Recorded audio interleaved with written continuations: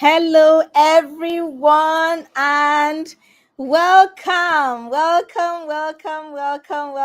Good afternoon, everyone, and you're welcome. We are here and we are live. This is the Let's Upgrade Workshop 2025. I see you all online. Let me see your comments in the comment section. I'm here. I'm excited, as you can tell. This is our annual mid-year reset program, the Let's Upgrade Workshop, and this year's edition is on another level. Welcome everyone. Hi Peace, I see you. Peace says finally, indeed. Finally, it's here. Good afternoon, Peace. Welcome. If you're here, you can see me and you can hear me. Let me see your comments in the comment section. Yes, we've been waiting for this. It's been long awaited, and we are here and we are live and we are doing this. I want to bid you a very warm welcome to this afternoon's event. It's going to be it's premium, it's value packed. I'm telling you, you are here, you are in for the time of your life. And I want to say a big thank you for joining us in this program. We've worked relentlessly hard to ensure that we put this together just for you, and I thank you for registering and for being a part of this program. It tells us one thing, that you are ready for an upgrade, and that's what we are here for. This afternoon, we are here for an upgrade. Yes, I can see you. Yeah, thank you very much. This says you can see me and you can hear me loud and clear. Thank you so much for that confirmation, and welcome to everyone. Let me see your comments in the comment section. Say hello, say you can hear me. Tell me how excited you are. Let me see emojis. Let me see drum rolls. Let me see your attitude. Let me see how you're feeling. Yes, Charles, I can see you. Charles says I can hear you, man. Thank you very much. Let me see your emojis. I want dancing emojis. I want drum rolls. I want fire emojis. I want it all. Let's see your comments in the comment section. If you've been waiting for this, we are here. We are live today, Thursday, June 12th, 2025. It's a day like no other, and I'm excited. You can tell that I am, because we have put together something wonderful for you this afternoon. This is the Let's Upgrade Workshop 2025. This is the second installment in this series, and this is the annual event of the Advanced Lounge. This event, the Let's Upgrade Workshop, is coming to you from the Advanced Lounge. The Advanced Lounge is a community, where a haven for people who are learning and growing and just becoming more valuable versions of themselves. We believe that the change that we desire, the change that we want to see in our circumstances, in our spaces, in our homes, our families, our workplaces, in our nation, even in the world, the change that you want to see, that change starts with you. That is very liberating, to know that you can do something about what is happening in every space that you operate. And the thing that you have to do, you don't have to go and change the world. Hey, you don't have to go and change. You're not going looking for world peace. You're not looking for changing the world. You are looking at, how can I become a better version of myself?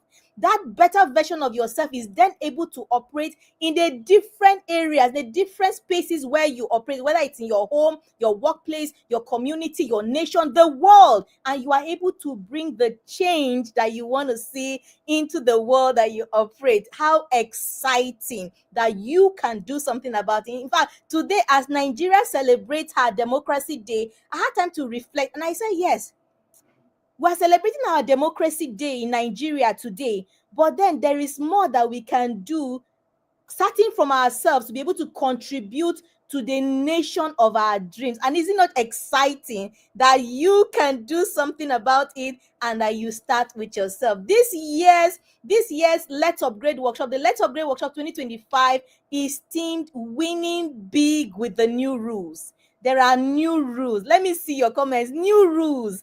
The rules have changed. The playbook has changed. And if you want to win big, you have to understand and you have to move with the changing times. And this is the focus of the Let's Upgrade Workshop 2025. How do we win big with these new rules? The rules are changing on us. They are changing quick. They are changing fast. So how do we position ourselves to win in this new climb, in this new era? There is a way. Let me write in the comment section. There is a way, and I'm excited that you are here. I'm excited that you are in this meeting, because in this meeting, we're going to be exploring the way. There is a way. Let me write in the comment section. There is a way. And in this Let's Upgrade Workshop 2025, we're going to be exploring the way. So you are here. I want you to be here with the whole of you. If you've heard me speak before, you must have heard me say that staying present, being mindful, and staying in the moment is one of the biggest things that you can do for yourself. So I want you to, as you are here for the next few hours, just few hours, this is the time for yourself.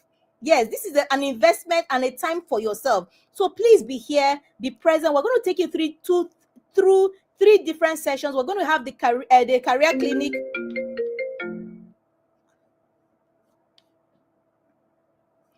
Sorry, excuse me. We're going to have the career clinic. We're going to have the business clinic, and then we're going to be having the transformation clinic as well. So be here, be present, be excited, stay engaged with each speaker, and determine. I want you to determine that this place, you will live here with the maximum value that is delivered in this place. Let me write in the comment section. I am determined to live here better than I came, because here in the next 3 sessions that we'll be taking you through, there is value, premium value coming your way. But you have to determine within you that you will live here with everything that is being delivered in these sessions today. Thank you so much for being here. It's going to be a wonderful time, and I'm excited. We're going to call up our first speaker shortly, but before we do that, we'll give you just a few testimonials, video testimonials, and then we'll run her profile, and then we will bring Mrs. Abigail Samson Gama onto the stage. Our speakers are ready. They are backstage. They can hear me, so they are ready for you. So are you ready? Let me write in the comment section. I am ready. Are you ready? Something is about to come that is going to blow your mind, and I want you to stay sharp. Stay sharp, stay ready, and stay engaged. Thank you very much. We'll soon bring up our first speaker, who will take us through the career clinic, and you will bring her up shortly. But before then, we'll go through the profiles.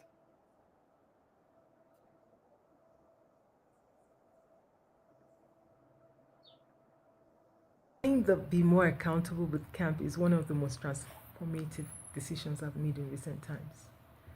I felt kind of stuck and unsure of the next step. That was the reason why I joined. Now I'm gaining even better clarity on the way forward. The bootcamp experience has got me on a daily reflection mode, helping me break limiting patterns while also taking ownership of my mindset. It isn't all that easy, I would say, but I must also confess that I'm becoming more intentional in how I live and how I lead. One of the biggest takeaways: change doesn't happen by chance. It happens when you commit to it. So if you're feeling like you need a reset, or you want to level up personally or professionally, I highly recommend for you to be part of this bootcamp, because the journey inward can lead to some of the most meaningful breakthroughs for you. I look forward to seeing you there. Cheers. I joined the boot camp. I think this is the second cohort, and the boot camp has been an amazing process for me. It's just a way of making things so easy. And before the boot camp, I would say, though I have some things I'm doing, but I've not been able to take journaling very seriously. But since the boot camp, I have about 6 journals now, and it has been an amazing. The daily task has always been thought provoking. It has been mind blowing. I've really learned a lot about myself, about how I'm able to relate with people. I've even gone back to the past to see if I can what I can rewrite from my past. I think forgiving myself and the rest.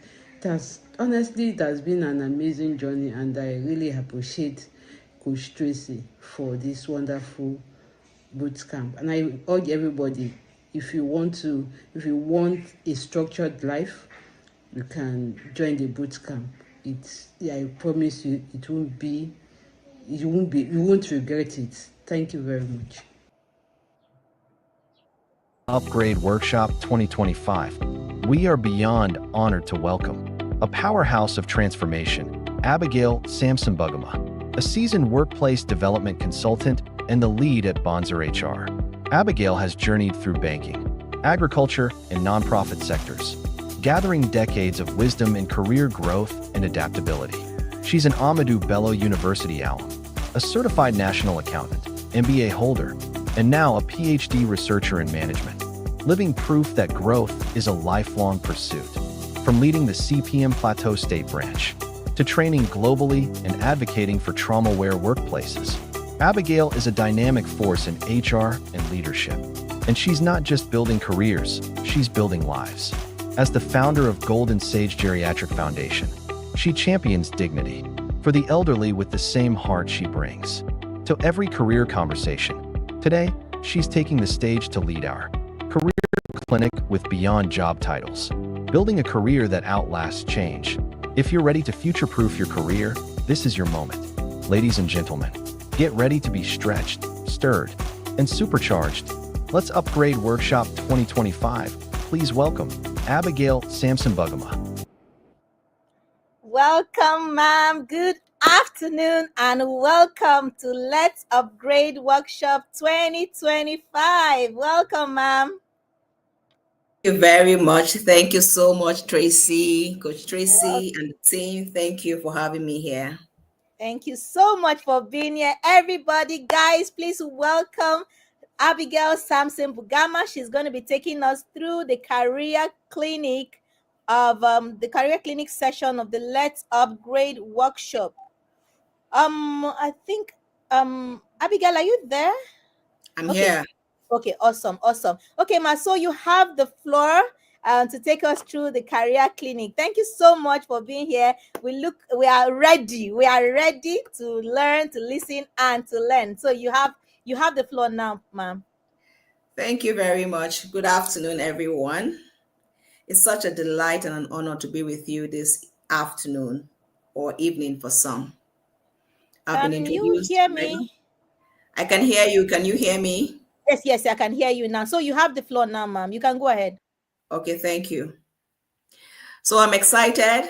I'm very happy to be amongst you today. I don't know all the people that are here, but I'm certain that you did not make a mistake choosing to be in this meeting today. You've heard all about me. I am just a lover of HR and I do a lot around elderly persons. Now, Coach Tracy has been talking. If you're excited to have us here, let me see it at the chat. Just drop your emojis. Let me see whether you're hearing me. Let me see if you're excited that we're here today and your determination to go with something.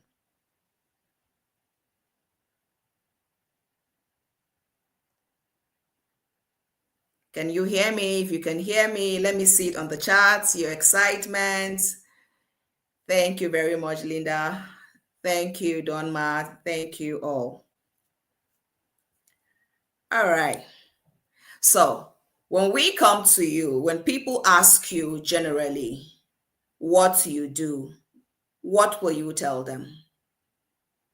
When the question is thrown at you, what do you do? How would you respond? I'd love to see your responses on the chat. I'll give you a minute or two to respond. What do you do?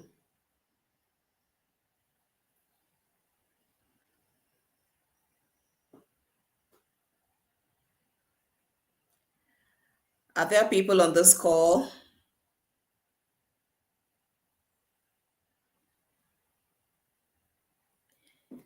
We meet people every day, and every time we greet people, the next question we hear is, what do you do? So when you hear that question, how will you respond? Linda says, I sell, cook. Who else? I'm doing well. I'm talking about what you do as per your career, your life generally. An entrepreneur. I'm an entrepreneur, okay? I'm a relationship manager in First Bank. That's for Gracie.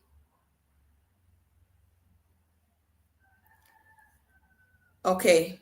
So with these responses from the chat, you all will agree with me that most of the time when people ask us what we do, our response is related to our job titles. We want to tell them, I'm an accountant, I'm a HR specialist, I'm a coach, I am this, I'm a civil engineer and tennis coach from Gideon. We like to tell our titles and what we do. But how about telling people that we are problem solvers? How about saying, I am the person that brings the profit to the organization? How about saying, I'm the one that leads people to healthcare? But most of the time, when people ask us who we are, we tie up our values to our titles. Now, let me ask you this question. What happens with you when your title disappears? Who are you when your title is no longer there? Our basic way of describing ourselves is that we are this, we do that. But how about the values that we bring? How about the solutions that we solve? When the job or the title is not there, who are you? So this is what we'll be talking about today. People most times don't know how to describe themselves outside their titles. We don't know how to say who we are when we don't have titles. And that is why when people lose their titles, they kind of lose themselves because they did not tie their values to themselves, but more to their titles. So today we'll be talking about building a career that outlasts change. We want to build our career not because of the title that we hold, but because of the value that we give to society. Now, let me tell you the truth. Every day people lose jobs. 40% of jobs will continually be lost like every year. When your job is taken away from you, what will be your title? What will be your title? So, in growing, we need to understand the value we bring to people. And to build this career, we're going to have something that we call a career triangle. Just imagine it in your eyes, a career triangle. Now, divide this triangle into 3 places. You know that because it's a triangle, the base will be bigger, and then the middle part of it will be less bigger than the base, and then the top part of it will be the slimmer part of it. So just picture it like that. If you have your notebook, just try drawing it out on your notebook. Now on this triangle is demarcated into 3 places. The base are your transferable skills. Are we together? Are we together? I'd like to know that we are together. Anybody, can you hear me? Then the middle part is your unique combination. And then the top part, where the smallest triangle is, that will be your North Star. So what are your transferable skills? What is that thing that if you're not doing the job title, the position that you're doing right now, that you can move it to another role? What is it that you know how to do so well that if your position or your title is taken away from you, you can do it so well? You have it within you. Wherever you go, you can use. Can you list it for yourself? List 3 things that you know you can continue to do, or skills that you know you continue to have with you, even when your job is taken away from you.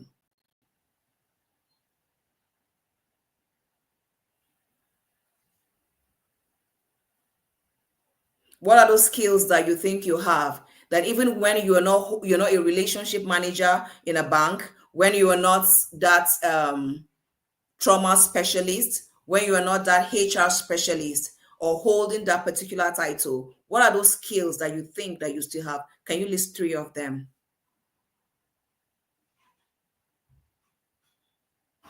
So Matt said teach.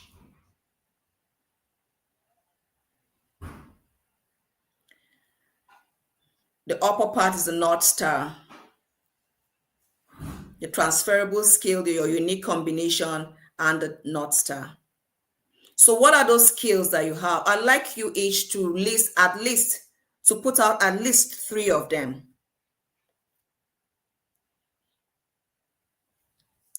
I'm waiting because this is very important.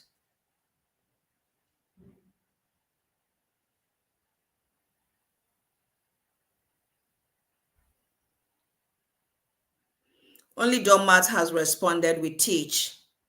The rest of us, what else can we do? Okay, Charles has responded relationship skills, solving problems. Excellent.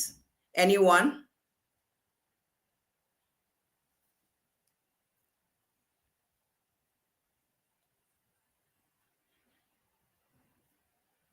All right, let me work with these people. Doma has said she's able to teach even when she's not holding her role. Charles has said that he's able to handle relationships. He has relationship skills and he's able to solve problems. In fact, I've been expecting a lot of people to type something like ability to solve problems, able to have decision making skills, and all of that. Communicate very well. Those are skills. Now, these skills are not very technical skills. So they are soft skills and they are transferable skills. Whether we leave the job roles that we hold or not, we're able to move these skills that we have with us everywhere we go. It is very important that we build these transferable skills. Anybody can take away the role that we have, but our transferable skills remain with us wherever we go. A story was said about a lady who was a travel agent, and you know that a lot of things have happened when it comes to the digital space. And what would you do with a travel agent when you know you can go online and do your bookings? And so, because of what has happened with technology, AI, and booking, she lost her job alongside many of her colleagues. But guess what she did? She was an agent. She moved her skills and started up something where she was able to give those kind of services. Why? Because she carried her skills along with her. The title of a travel agent was gone, but the skills she got from the job where she had improved herself continued with her even when she was out of the job and when she started something else differently. When we go to the workplace, when we work, it's beyond the titles that we hold. Don't get carried away by titles. Titles come and titles go. Titles fade and titles change. But what you can carry with you are the skills that nobody can take away from you. Because when you don't have those skills and you leave the current thing you are doing, you will feel as though you do not have the value to offer. And so on your pyramid, on the triangle, make sure that below the base, the place that gives you the support, you have the transferable skills to be able to use. They are your superpowers at the workplace. Nobody can take it from you, so they are your superpowers. And so the next thing is your unique combination. Everybody knows how to do something, but you know how to get some things done in a certain way. For instance, I worked in organizations, corporates for about 2 decades, and I've worked with different kinds of people. One of those times I had a change of a supervisor, and when she came, I tried to use the approach of my other supervisor to work with her, but I realized that it was not working. So what happened? I looked within myself. How else can I get this job done? And with my unique combination, I was able to find ways to get this thing done. It may not be done the same way by everybody, but it is my unique way of getting this task done. That is called my secret sauce. So at the beginning, we had the transferable skill, which is our career superpower. And then the next stage, we had our unique combination, which is our secret sauce. how you do things is not the same way with the way everybody does. But so long as you're getting the required result ethically, that should be your own secret sauce. And then lastly, on the pyramid is the North Star. So that's like your career GPS. You know, in when people ask you, who will you be professionally in the next, say, 5 years? What are you going to say to them? Where do you see yourself professionally in the next 5 years? Will you have pivoted to other things? Will you have grown the ladder in your career? Will you have stepped up from where you are to the next level of your growth? So you need to pay attention to this pyramid, this triangle, and make sure that your transferable skills are well known to you. And some of you were able to mention just one. I encourage you to build it. Look within yourself. What can I do outside my job title? She said, teach. Somebody said she can coach. Somebody said, write, counseling. So with your transferable skills, you're able to determine what else you're able to do. So we have transferable skills, we have your unique combination, and then we have the North Star. So all of this should be able to speak into your future. Are we together? Are we together? I'd like to hear your comments. Are we together? So I know I'm not speaking into air.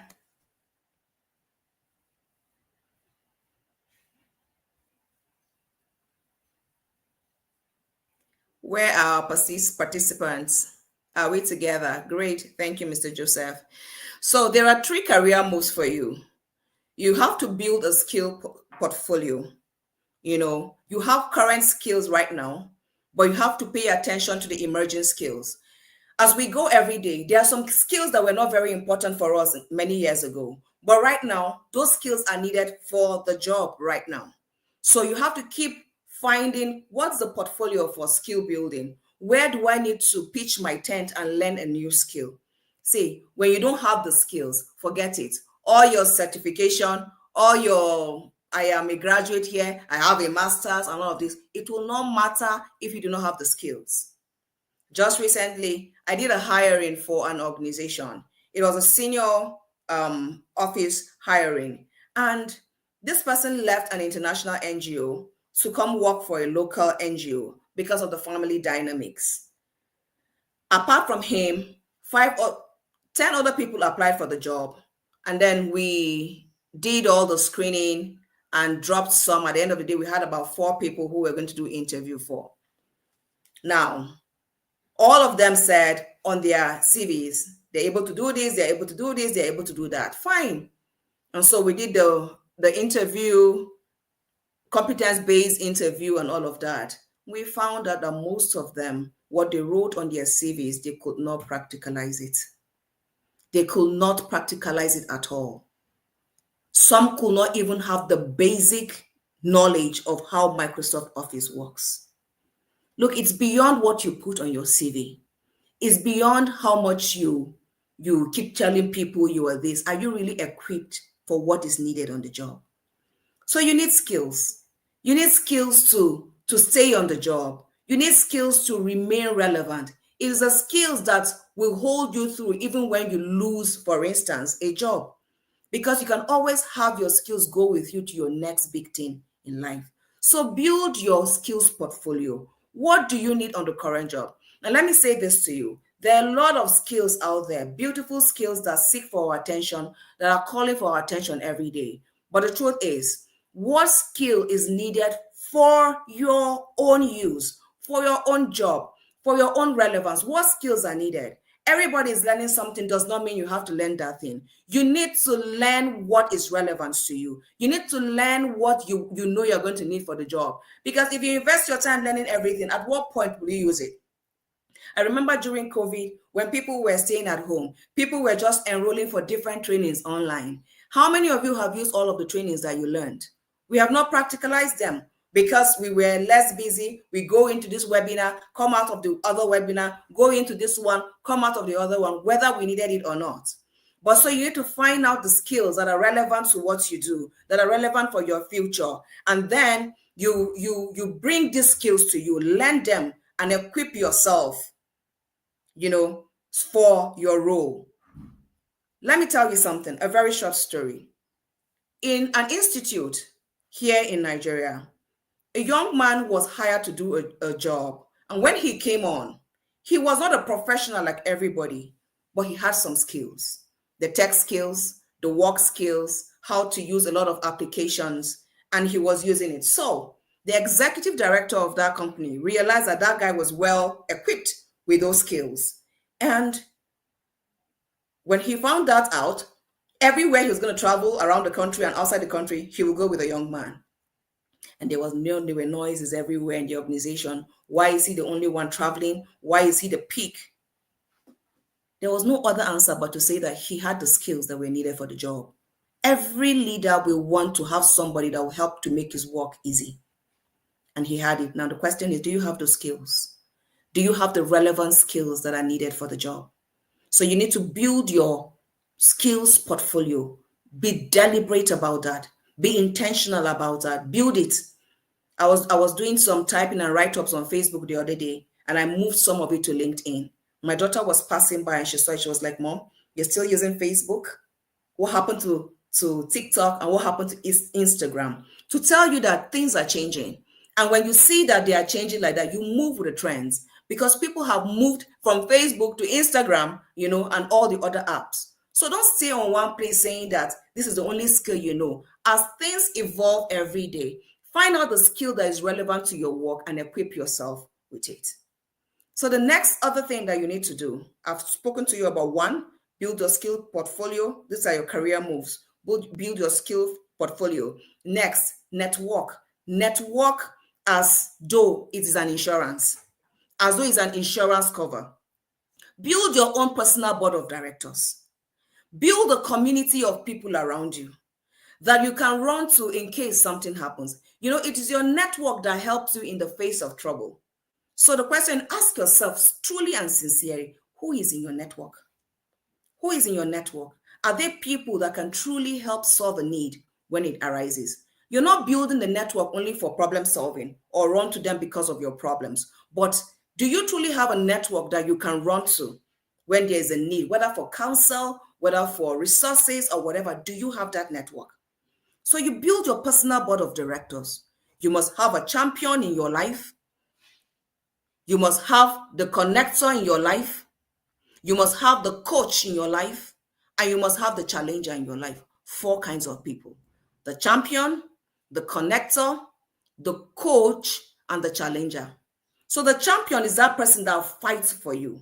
We are familiar with the word workplace sponsor or workplace mentor or workplace body, these 3 kinds of people in the workplace. But outside life, you will need to build your own personal board of directors, and that will include a champion in your life, that person who fights for you, that person who speaks for you when you are not there, that person who sits on the table of influence and is fighting for you while somebody is saying something about you. Said, no, this person remains here. That is a champion. We all can do with a champion in our lives. The next person you need is a connector. Who is this person? The person connects you to the next people you need for your level of growth, to the people you will need in your next level of growth. That's a connector. Assuming I meet Coach Tracy today, and I tell Coach Tracy, this is the trajectory of my life. This is what I want to do. And she will say to me, oh, I know this person. I could connect you with this person. You know what? She is a connector. That is the kind of connectors we need in our lives. Just day before yesterday, there's a lady in Nigeria, Lindsay. She makes coffee. If you know about Lindsay coffee or Lindsay tea and all of those things, she's a very influential person. We were sitting down together with a team, and she called one of us and said, look, I just came out from Dangote's office. And I mean, you couldn't believe the excitement with everybody. Do you understand? How did she get to Dangote? Somebody mentioned her and she was able to get an appointment. She does a lot. She does a very big business. But for her to scale up to the next level where she was going to, she needed somebody that was stronger in business. And she was able to build her network until she got a connection for someone who knew Dangote and was able to avail an opportunity for her. We must build our community. We must build our network. Don't play with it. Don't sleep on this one. The network is very important. So you need a champion, you need a connector, you need a coach, that person that will hold your hand and show you how it's done, like Coach Tracy and any other coach that you align with. You can find out from those people and they will show you how to grow. They will correct you when you need to be corrected. So 3 people now: the champion, the connector, the coach, and lastly, the challenger. Why do you need a challenger? Because we have the tendencies of remaining in our comfort zone. It is sweeter to be in our comfort zone because it does not stretch us. We don't feel stretched. We remain comfortable, But when we find a challenger in our lives, the person pushes you. The person sees that you can extend beyond what you're doing. The person sees that you are more than what you are. I have a challenger in my life. He looks at me and says to me, go write that book that you've been holding for. I do a lot of write-ups, but the bringing myself together to sit down and write a book has been a thing. This challenger has been pushing me on, and making me start something. He said, why don't you write 2 pages of this? Why don't you do this? What is this person trying to do? He's challenging me to my next big thing. So these 4 people you need in your life to grow. These 4 people you need in your life to pivot. So build your network and ensure you have all of these people in your life. And now the third career move you need to do is to master your learning advantage.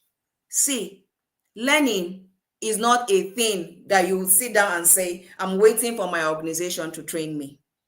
Your organization will only train you on the things that will be beneficial for the organizational growth. How about your personal growth? Own your growth. Own your trainings. Don't wait for anybody. Don't wait for your company. Stop waiting for permission to grow. Stop waiting for permission to grow. Create your own opportunities. Sign up for things that you think they are going to give value to you and make you a better person. Sign up to things that will give you the exposure you will need for your next level of growth. When there are trainings, whether free or paid, find opportunities to learn from them. Own your own growth. Make it a personal thing. I just came out from training an organization and their HR specialist, and I said to them, a lot of you have stayed in one place because you wait for your organizations to train you. For every training that is being done, there is a cost that is tied to it. And before your organization would take you for your training, they will ask what will be the return of investment on that training. So if you think they will train you on everything, you are in for a long time. You're going to be waiting a long time. So my dear people, I advise you, own your training, own your growth. Don't wait for permission from anybody to grow yourself. Just make sure that you are growing. So we've said a lot in a few minutes about our careers. Some of you are already in workplaces and you're not enjoying what is happening because of the culture of the organization. You need to ask yourself all of these things that we have asked ourselves. On your transferable skills, do you have it? In the event that you need to leave where you are to the next place, are you able to cope because you have enough skills that are needed for the job? Or you're not able to cope because you don't have enough skills that are needed for the job? What is your North Star statement? What is it that you need to say to yourself in the next 5 years that people will think about you? At some point, I sat down and said to myself, if it is HR in Nigeria, my name will be called out. It was a decision that I took. If it is HR in Plateau State, my name must be called out. You need to make your North Star statement and know what exactly you want to do in life. Don't wait for anybody to do it for you because you see, things are changing. Things are changing. Nobody's going to grow you for you. So you need to grow you for yourself. And whenever you make that next big step, place your hand on your shoulder and pat yourself and say to yourself, well done. Well done for learning this. Well done for going a step further. Because you see, sometimes we beat ourselves so hard wanting to learn everything because there's a pressure and a demand for us to know this and know that. No, Let it not be like that. That is not the kind of learning we are talking about. You go gently, but at every win, at every success, put a hand on your shoulder or your back and say to your own self, well done. Well done for doing this. And this will propel you to even do more. This will propel you to even learn more. So in this very short minutes, I've tried to tell you that you should take away the value of your life from your title and add it to the solutions that you can give to life, to the solutions that you can give to your life, to people around you. It's not about the title. Once upon a time, I worked in different industries. I worked in banking. I worked in the agricultural sector. I do a lot with nonprofits right now. I had a title. I was a branch manager or a service manager, and I moved to the agricultural sector as a HR specialist. In the HR space, I'm an executive founder. Now that I'm not in banking, what is my title? I don't have it anymore. When I moved to the agricultural sector, what is my title? I don't have that title anymore. So it's beyond the titles that we hold, it's but the skills that we'll build. I say to people, especially those in HR, and some of you that'll be here, what are the apps that are relevant for work? Do you know how to use them? Do you know how to bring data, analyze it, and present it before people to get the job done? So I, today, together with some people, did an exercise. We asked them to bring a problem, write down that problem, break the problem, and pitch that problem. Some were able to do it excellently well. Some needed time to think about it. But on the whole, we must be people who are problem solvers and not people who have titles only. There are some people that have titles and yet are not able to solve problems. Your value should be tied to what you're able to. So build your skills. It's no longer, I am this, I am that, I am the this, I am the that. No, it's no longer that way. It's a solution you're able to give to the people around you and to your world. So as a roundup, because my time is already up, these are a few practicals that I want you to try as you go. Make a list of 5 at least transferable skills. Some of you don't even know that you have transferable skills. Some of you don't even know the skills that you have. But can you make a list of at least 5 transferable skills? Skills that you can move, lift from where you are to the next level of your growth, to the next place where you're going to do the work that your next level work. Can you write your North Star statement? Can you write your own North Star statement? Say something like, in the next 5 years, this is where I want to see myself. That's your North Star statement. It's like your career GPS. Can you write that down for yourself? And then map your network. Map your network. Do you know how to map something? You have a circle of people around you, and you say, it's for business development, is this person. It's for my spiritual growth, is this person. It's for my financial advice, is this person. It's for family counseling, is this person. Map your network. Let there be people that are able to handle certain areas of your life. And then take stretch assignment. I'll give you this example as I wrap up. When I started my career about 2 decades ago, I started as a customer service representative or officer. And when I started, my supervisor will come and give me a task to handle outside my job role as a customer service person. And I will frown and get angry and grumble and not do the task, or even when I do it with a lot of bitterness in my heart. For me, I felt that this is the thing I'm paid for, so I must stick with my role. I did not know that in taking extra or stretching beyond what I know, I was building my capacity. Well, later on the job, I realized that taking extra on your job role was not going to kill me. It's not going to kill you either. What it does is that it stretches you. It gives you an opportunity of knowing more. It helps you to know beyond your scope. It expands your horizon. So don't just stick with what you know. Go beyond it. Take a stretch assignment.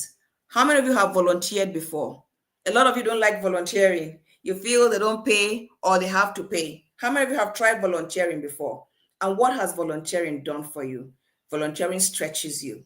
It stretches you. Don't be afraid of volunteering, even if they're not going to give you a dime. The lessons you will learn when you volunteer or go to the spaces where you've never gone to are something that can never be taken away from you. So when you see the opportunities, go for them. Stretch yourself. There is more to you. There is more to me. Every day I discover that version of myself that I'm yet to discover. Why? Because I've put myself out there to stretch. So I am inviting you today. I've given you practical steps. Know your North Star statement. Write it down. List out your transferable skills, what you can take away from you from the current role that you do to your next role in case something happens. Now, know your network. Map out a network of people who you will run to for everything. I have a pastor in church, but I can't run to my pastor for some certain kind of things. Okay, so connect yourself to those people. Take stretch assignments. When you take stretch assignments, they build you up. They make you stronger in that field. They make you stronger in that capacity. How did I start the foundation for the elderly?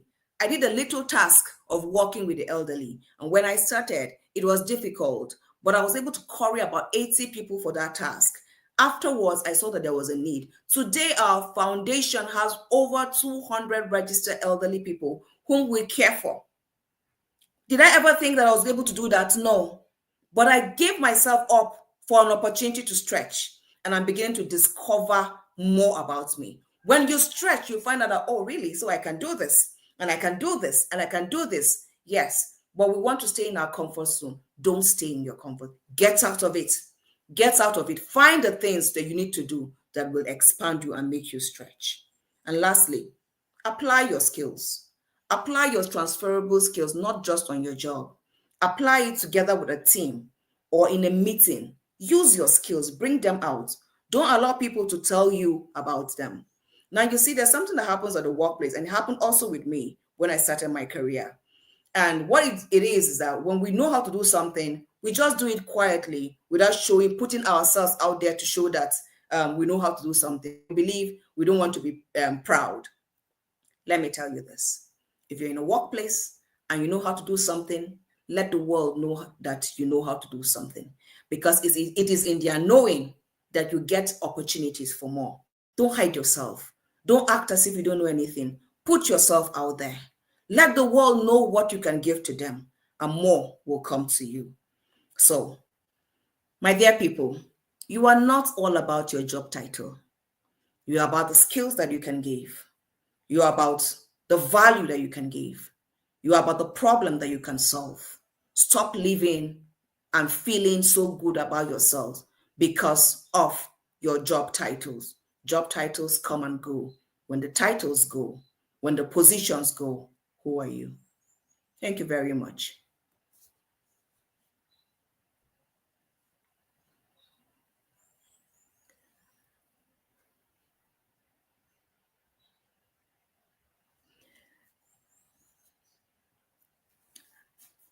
Sorry.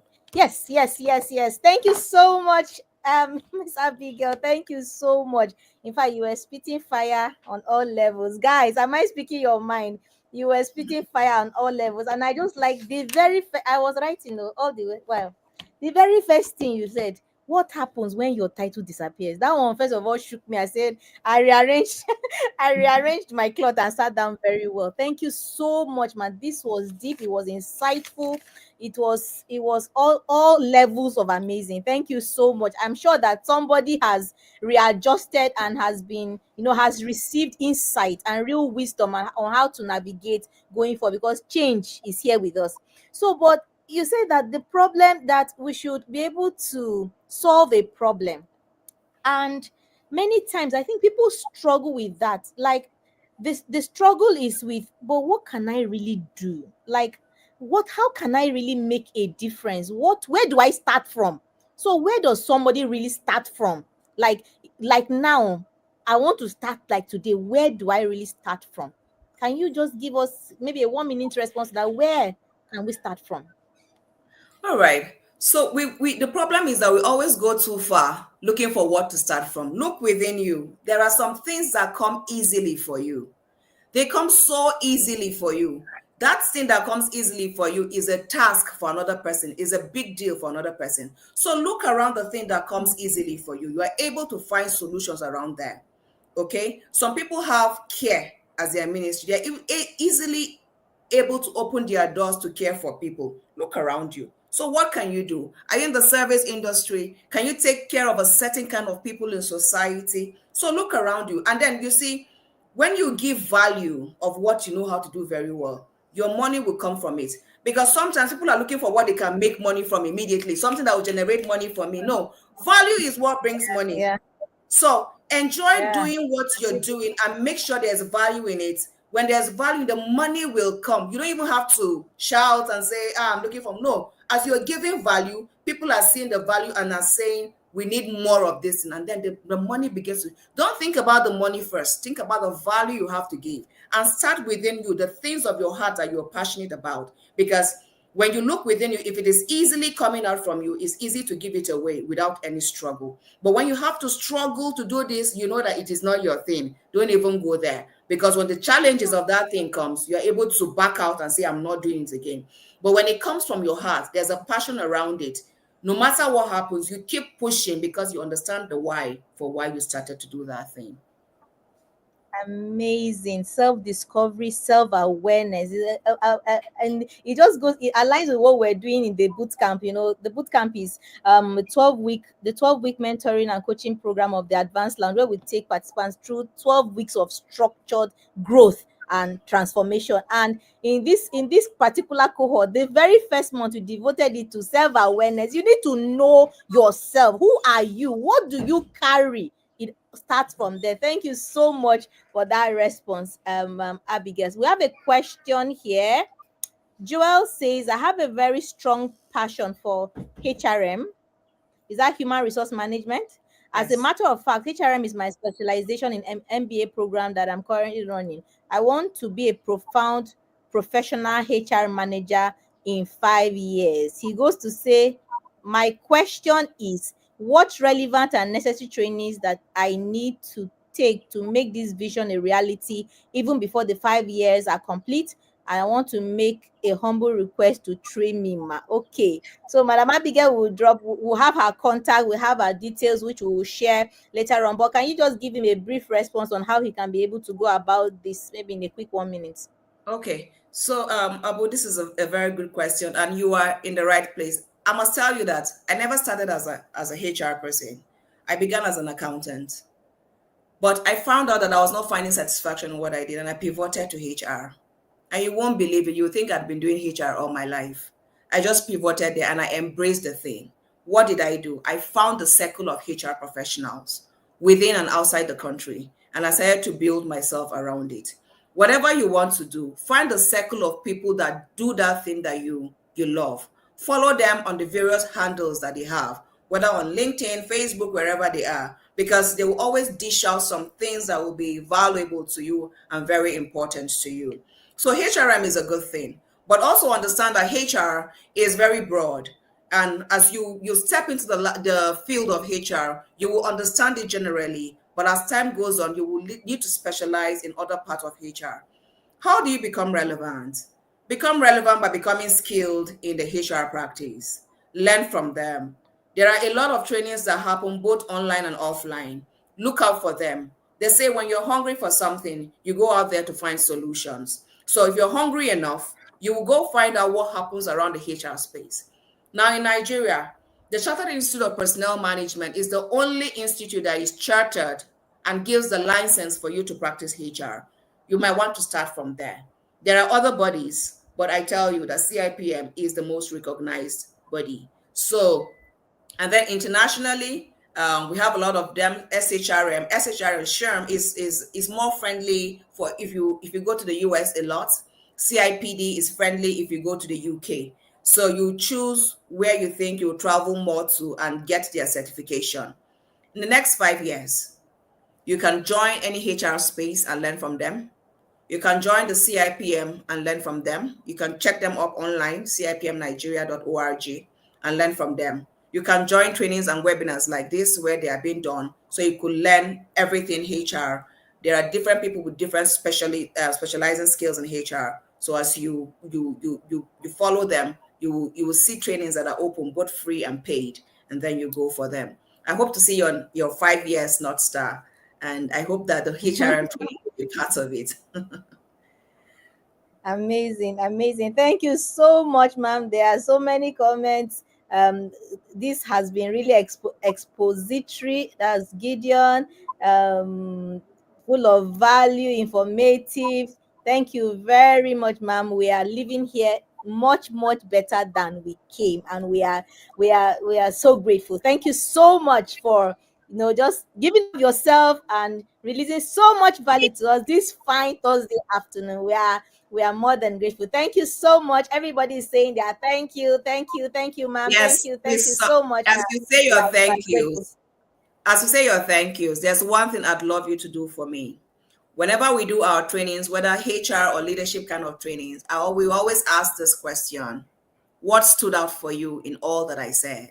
So can you drop on the Amazing. comments section what stood out for you? There is a lot that will have stood out for you, but just one thing that stood out for you, and you think it was really helpful. So go ahead and do that. I may not be here throughout all the meeting, but I'll read your chats to know that you got something that stood out for you. Thank you very much. Amazing. Thank you very much, ma'am. We are more than grateful. Thank you, thank you, thank you, and thank you again. I'm sure that we'll be seeing more chats as we go on. Thank you so much. So we'll Thank let you go now, and then we'll bring up our next we'll go into our next session. Thank you so much, ma'am. Thank you. I trust that you'll be somewhere around. Thank you. I'll be Thank you checking. very much. All right then. Thank Yeah, you. bye. Bye. Yeah.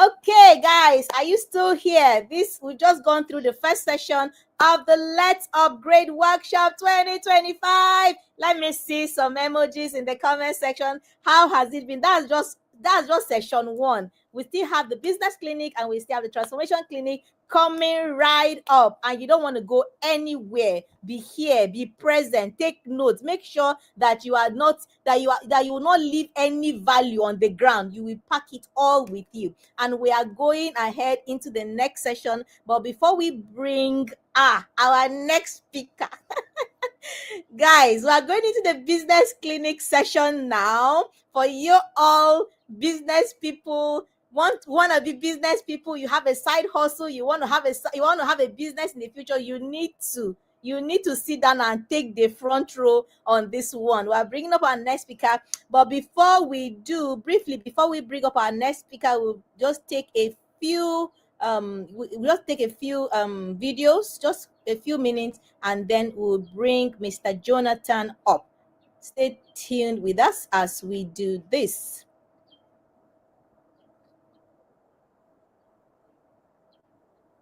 Be More Accountability Bootcamp 2025 Cohort 2. The bootcamp has been nothing short of amazing for me.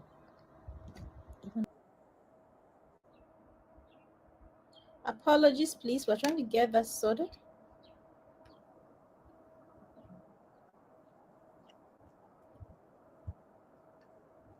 Even 2025 Cohort 2. The bootcamp has been nothing short of amazing for me, even as a returning participant. I mean, I like to joke that I liked it so much the first time that I came back the second time. It's true, I did come back for the second time, and I have not been disappointed, honestly. I really thought, okay, you know what, maybe it's gonna be like repetition and all that stuff, but it hasn't. It's been new and different and fresh. The curriculum is different, and I'm getting to learn even more stuff than I learned the first time around, so that's really good. The accountability is like different levels, like from yourself, from your bootcamp buddy, from the community, from the program itself. So that's like a very good, like that helps keep me in check, helps me to like achieve everything I set out to achieve. So that's really been very good for me. I would definitely recommend this to anybody who is looking to up their personal development game. It's a game changer.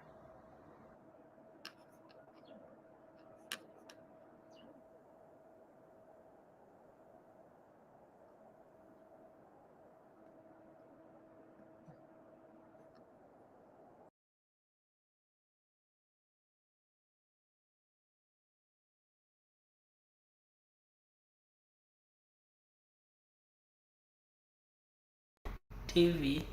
I am one of the participants of the Be More Accountability Bootcamp. The Accountability Bootcamp is a transformational platform or community where you're taught to become the better version of yourself. In this community, you learn to grow, you learn to be bold, you become confident, you face your fear, you know your weaknesses and your strength, and you work with them. In this community, you are being held accountable and you show up no matter what. If you really want to grow, you want to become a better you want to evolve into that person God created you to be, I would advise that you join the Be More Accountability Bootcamp. See you there.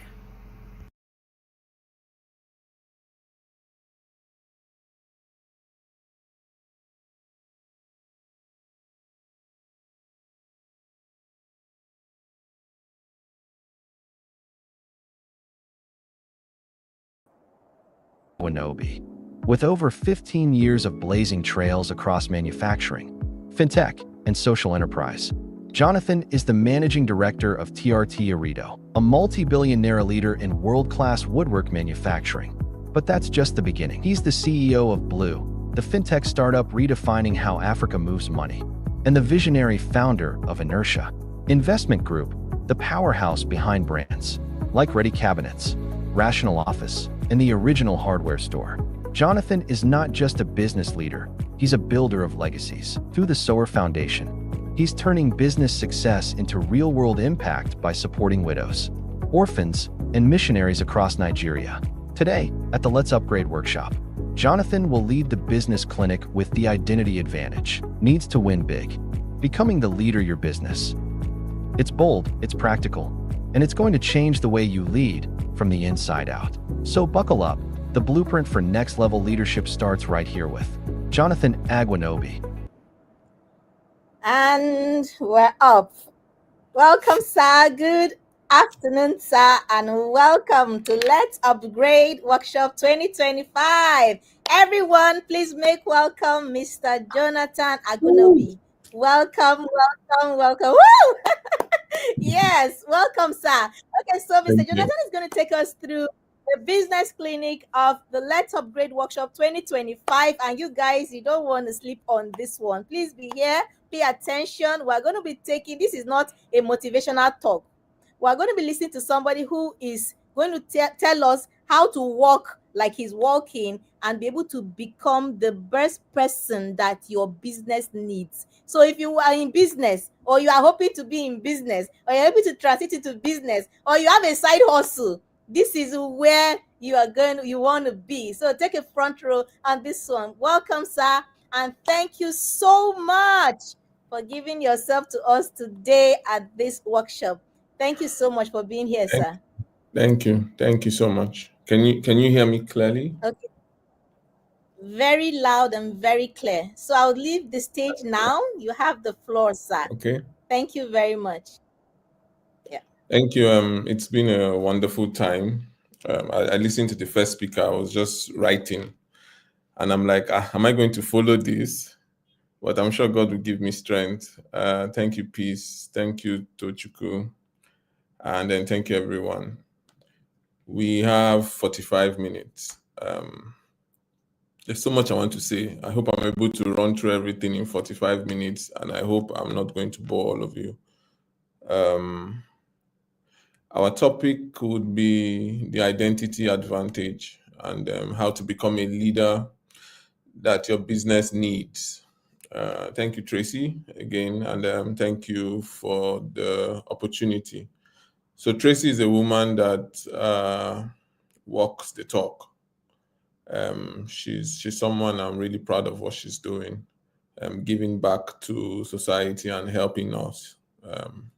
We're really grateful for you, Tracy, and we pray that God will always bless you in all you do. A bit of my background.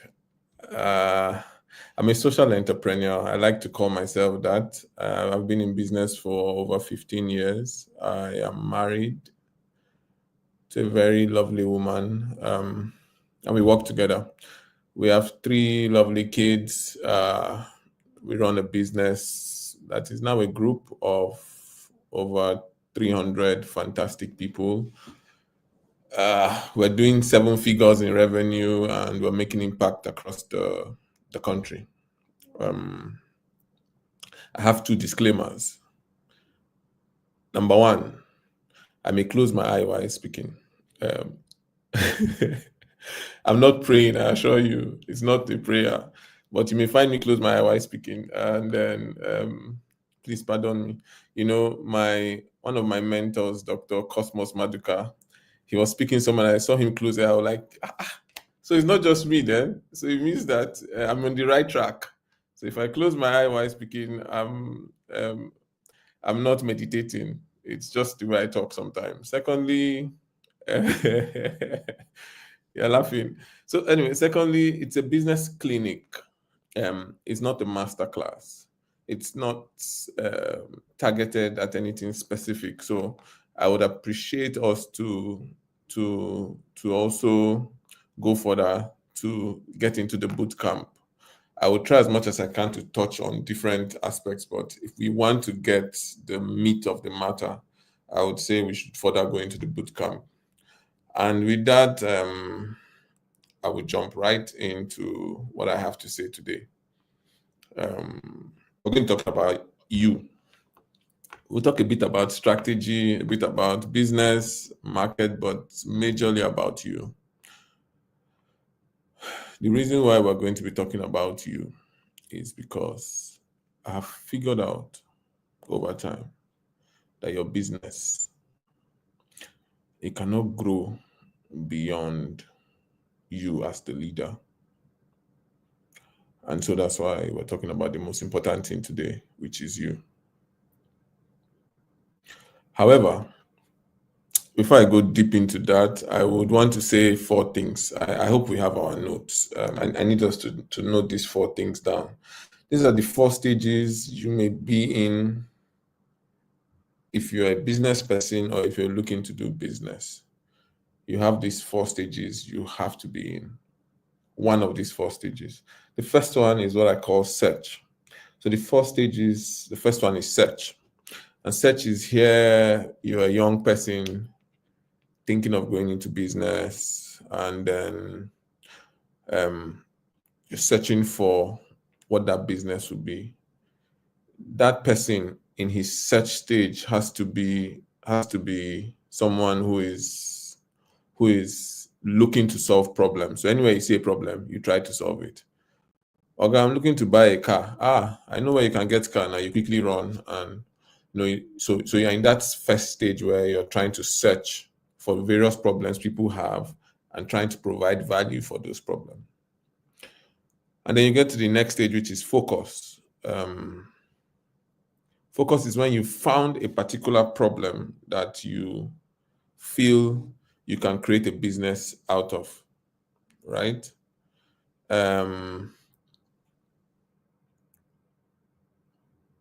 big dream you have of building that business that would employ 1,000 people and run with 36 different branches in all the 36 different states. You would have to start with a small focus. A small focus where you would look for a particular part of that business, call it a niche, and then solve a problem within that niche. So in my own case, what we did was we started a woodwork company, I think in 2009, I think. And the first niche we went for was we wanted to make kitchens. Now, woodwork, we can do office table, office chair, we can do a lot of things, but we focused on just making kitchens. I wanted to solve that market. So whatever it is, you must find a way to focus on something within that entire dream you have. Because with that, you will fail fast, fail early, fail small, and you'll be able to now, adjust and be flexible. When you've done that and you've created a business out of it, the next stage, so the first stage we said was search, next stage focus, and then the next stage will be consolidate. So at this point, you now know that this is the business. You have panebitted it in different ways, and then you now start to consolidate at that point. So consolidating would be you've proven that concept and you're fleshing it out. So you finally now decided to go and open a factory. Let me tell you, when we started, we went for 3 years without a factory. We were at our focus stage. But when we were sure that we had found it, we now decided to go and open a small workshop, and then we grew from there. Most people in doing business would first go and we'll go and rent a very big warehouse. And they've not even tested the idea.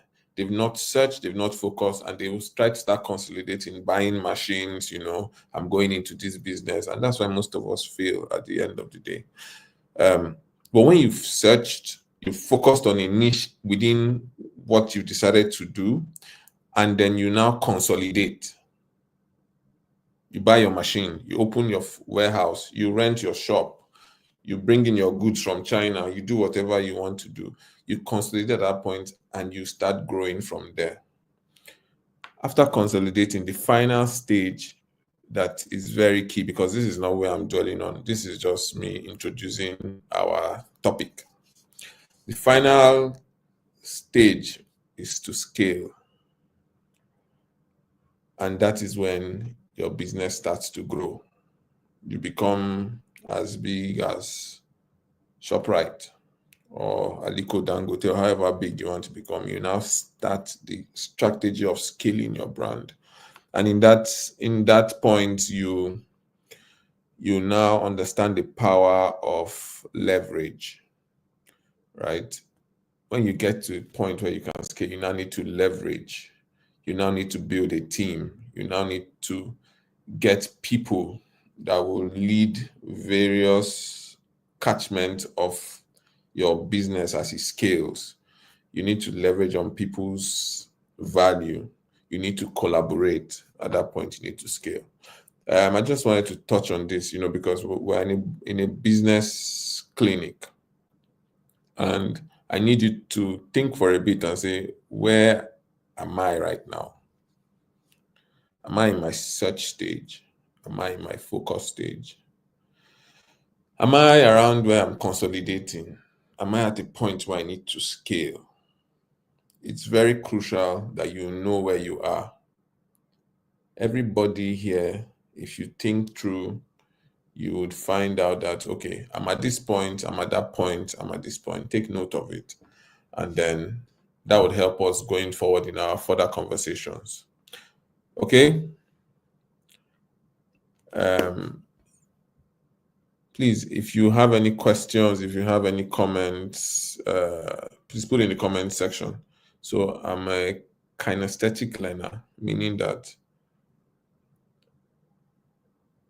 I jump around a lot. I can't sit down in one place and focus. So having to do this is quite difficult. I need engagement. Okay. So please, anything on your mind, put it down there. I'll be looking at the comments as we speak. Now let's go into the meat of the matter. To build your identity, there's something you need to do. There's something we all need to do at every point in time, and which is to jump off the cliff. I'm sure we see Instagram videos where you see some people jump off high cliffs. It's quite scary and exciting, but that is what we all need to do at every point in time. I'll give you an example. The first time I jumped off the cliff was leaving a village in Bayelsa. I can still remember it today. I was in a village somewhere doing my NYC, and I took my last money and entered a bus and came to Abuja without knowing anyone, without shishi. That was me jumping off the cliff. When I was leaving, I can remember in front of my door, there was a goat chewing. The way a goat just chews. The goat was there chewing. And my roommate said, "Where you they go?" I said, "My brother, no. But you see this place, I can't stay here. If I stay here, time will pass I will end up being a village man. So I am leaving. Honestly, I found myself without shishi, without anything, without anybody. In fact, my parents didn't even know. I just landed in Abuja. That is me jumping off the cliff. So for you, jumping off the cliff today may mean deciding to start that business. Jumping off the cliff on that person today may mean deciding to take that course in personal development. Jumping off the cliff may mean deciding to join the boot camp. Jumping off that cliff may mean deciding to write another book or write a book. That book that's been in your head since, but you cannot take a pen and write. Whatever it is, let us know that in life we would always constantly have to jump off cliffs to be able to move to the next level. So please, in our notes, let us write, what is that jumping off the cliff for me? We will tell ourselves the truth. I know it will be hard though. Your mind will tell you, can you do it? But just write it down. Write it down so it's there in your note that this is what it is for me. This is what so someone is asking, Sukai is saying, did you have a skill before jumping off the cliff? It is a long story. If I tell you this story, you won't believe it, but it will take my 45 minutes. See, I studied polymer engineering. I wanted to study petroleum engineering. I wanted to work in oil and gas. I studied polymer engineering. And when I came out, I now realized that it was for me to be doing plastic. And at that time, I didn't know I didn't know where to start. This is about, I finished school 2006. I don't know what that is, almost 20 years. So while I was a graduate, I had no skill. In fact, I have evolved. I came into Abuja, I didn't have a skill. I just had my certificate, polymer engineering. There was no polymer engineering anywhere, So I tried a lot of things. I did a lot of things. I can trust you. And that was my search stage. That's why I started that conversation. I did things though. I played, I had a games arcade where people play games. I did a lot of things, But in my search state, I found out that being a carpenter was what was going to be that way out for me. And so this is a polymer engineer who is now a full-time carpenter. A carpentry business that is giving us 7 figures every year. So it is the conversations I'm having here are conversations that are live lessons from what I have been through, right? There are things that I can very well relate with. I'm just giving you my experiences. So Sukai, you jumping off the cliff does not mean just damning everything. You would know. Your mind will tell you that you need to do this thing. This is the next level. But when you stay in your comfort zone,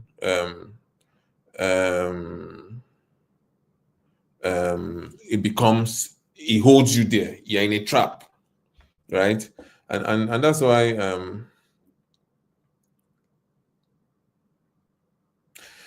so let me ask you, what version of you is listening to me today?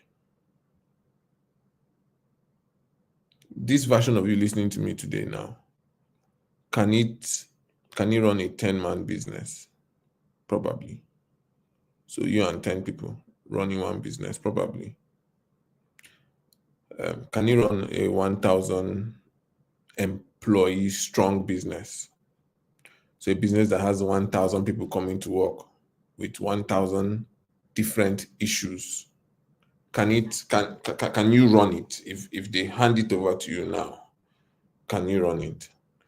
Okay, Joel said he had a similar experience jumping off the cliff. Joel, you get it. You get it.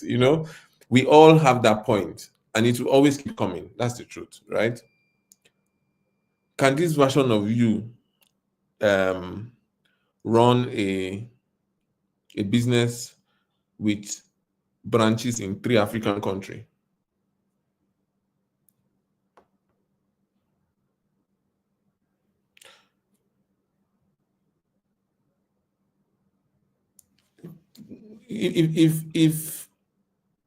If they hand you Samsung and say the MD of Samsung is leaving, if they give it to you and say take this business and become the MD of Samsung, can you? These are questions I need us to ask ourselves. I'm not asking anybody in particular. I'm asking us. It's a reflective question. I need you to reflect on it and say, it was a question I asked myself that made me calm down. There's a point you get to that success will make you feel like, you're doing very well. So when our company grew to over 300 people, I had to ask myself these questions. Yeah, you're running a business with 300 people. Can you run a business that has another branch in Cameroon? And I've faced this question several times because at some point I started working in government. I started working with the federal government as a civil servant. Now, this is what I did. Nobody would employ me as a polymer engineer. I've already entered the one chance. In Bayelsa, I didn't see work, so I came to Abuja. So the next thing I did was I went to do IT training. I went to one IT school, learned how to type, got one certificate. I can remember it's unique computer school, and I carried it. I started going around. I can remember I will wake up. I stay in Kubwa. I'll wake up. I'll enter bus. Oh Jesus, my time. Let me leave the story. Let me stay focused, please. I apologize. Let me stay focused. We still have a lot to talk about. So you are the biggest issue you have. You are also the biggest solution you have. It depends on how you see yourself. So, in other words, it says, as a man thinketh in his heart, so he is. So that is why, you see, the elephant and the lion, the truth is the elephant is the strongest and the biggest in the jungle. But the elephant does not think that way. The lion, however, is not the biggest, is not the strongest, but he thinks he's the biggest and the strongest. That is the way the lion thinks. So the lion sees the elephant and says, see my lunch, see my food. Meanwhile, the elephant can crush the lion. Let's face facts. The size of the elephant, he lies on the lion, he can crush it. The lion would jump on that elephant and try to eat it. That is the power of mindset. So we need to understand that the major issue and the major breakthrough we have lies between our head here. We need a strong mind. And when we say strong mind, some people think that a strong mind is not being stubborn. If you know me, I'm a very stubborn man. That does not give you a strong mind. A strong mind is not being hot-tempered. That's not a strong mind. That's a skewed way of looking at it. A strong mind is being principled. Please let's note that down. A strong mind is having principles, being principled. Once you're principled, yes, you have a strong mind. Remember that we're talking about the fact that your business or whatever it is you're trying to do cannot grow beyond you. So we're now focusing on you and how you can grow. Okay? Okay, so Tochukwu says, I have done a lot of businesses by trial and error, not having an initial knowledge. And of course, I failed the most. Little did I know that I was actually building something in me. Yes, you are. That was your search phase. That was the phase where you were searching and understanding and knowing. And then eventually you now go to your focus phase. Okay. So talking about principles. So a strong mind is having principles. I'll give us 3 principles because of our time. We're really running out of time. I'll give us 3 principles. Number 1 principle you should have is 1, problems are not obstacles. Problems are not obstacles. Instead, problems are opportunities for growth. Most people see problem and they think that they're obstacles. So if you're a businessman and you don't know this, you can as well just go and look for a job. If you're a businessman and you don't have that principle within you of knowing that problems are not obstacles but opportunities for growth, you can go and look for a job, because I can tell you, no matter how fantastic that business plan is, you will jam problem. No matter how you have checked it, how you have calculated it, my brother, my sister, you will jam big problem. Whenever you hit a problem and you don't see it as an obstacle, you see it as an opportunity for growth. Now, that is a strong mind. That is one principle we must have. The second principle is, I am responsible for my life. Me, Jonathan, I'm responsible for whatever happens around me. Not you, not Tinubu, not the Nigerian government, not my rich uncle somewhere, not that my classmate that we're all together, we're very good friends. Now he's very rich. He doesn't even think that, most people feel that people are responsible. Nobody is responsible for you. You are responsible for where you are, for whatever issue you find yourself. So once you start thinking that, my brother, you won't understand though. This Nigerian government has done me shege. This, my parents have messed me up. If they didn't die early, I will not be where. See, no. You are 100% responsible for where you are. There are people who are in a worse state than you, or who were in a worse state than you, and today have come out of the trenches and are doing so well.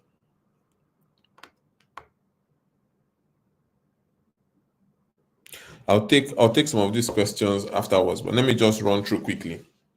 There are people who have come out. So I'll tell you, Dr. Cosmos Maduka came to one of our shows, one of our events, and we were talking, and he said, Jonathan, see, I was 4 years old when my father died, and I dropped out of school. He had it so bad. Today, he's a billionaire. He's going to be one of the Nigerian billionaires in dollars very soon. There's some people who they came out as orphans. I met a girl, because we have a foundation. I met an orphan who she's finishing secondary school now. She has HIV as an orphan.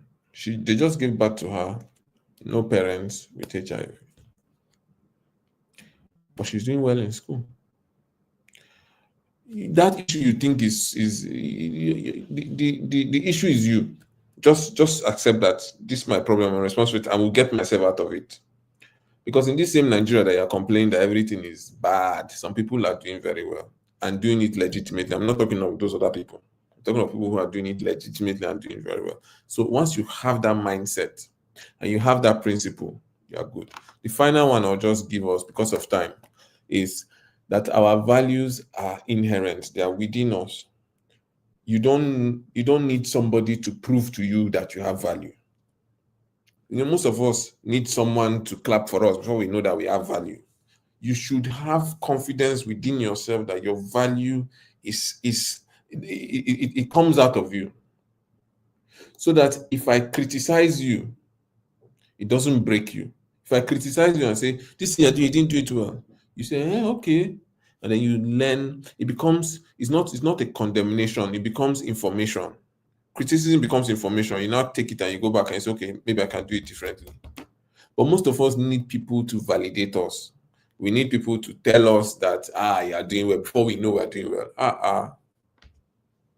That is a weak mindset, right?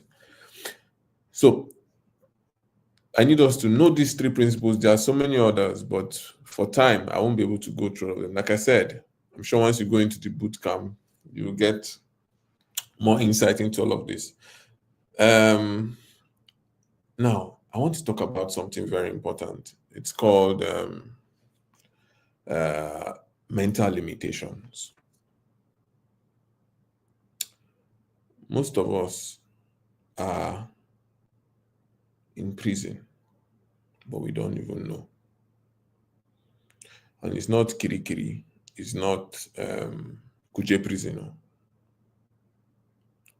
The prison is within us.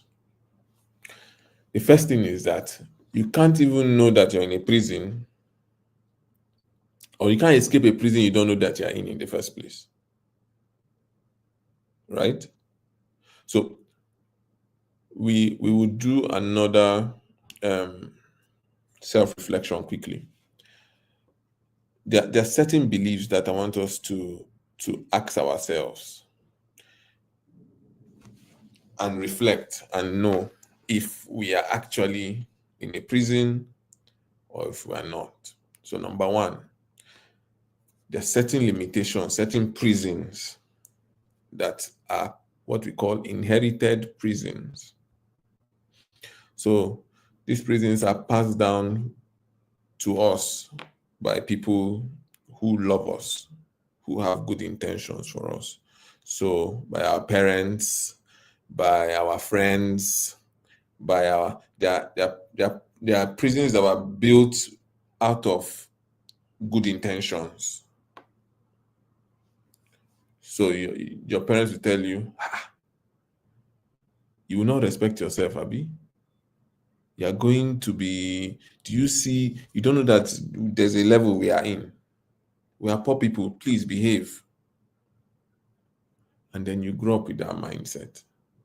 Your parents will tell you, you must go and study, be a lawyer or be a doctor. That is where, because that's what they knew. They were looking out for our good intentions. And so they forced us to do those things, And that's how I became a polymer engineer. My parents said, you have to be an engineer. You're very good in maths. My brother, I'm a carpenter now. This and I knew within me that I was never going to do polymer engineering. Kai. I didn't even understand, but I had to, because out of love of my parents, they said, this is where your breakthrough come from, right? So inherited prisons. The second prison is prisons formed by personal traumas. So some of us have gone through some kind of things that will say, lie, God forbid. You see this one? If you see what that man did to me, I would never do business with any partner again. Never. If I cannot do the business only me, leave it. Do you know what he did to me? Personal trauma. And if you don't jump out of that cliff, it will hold you back. These are things that can hold us from jumping off the cliff. Right? So if I just stayed in Bayelsa looking for who will employ me in plastic company and hoping that I'll become an oil and gas worker, only God knows what I'll be today. If you say, because of what this man did to me, I will never do business again, God forbid. Only God knows what you have been. There's someone here who wrote and said, see, I've tried various businesses, I failed. If he if he decides to stop from certain trauma he faced.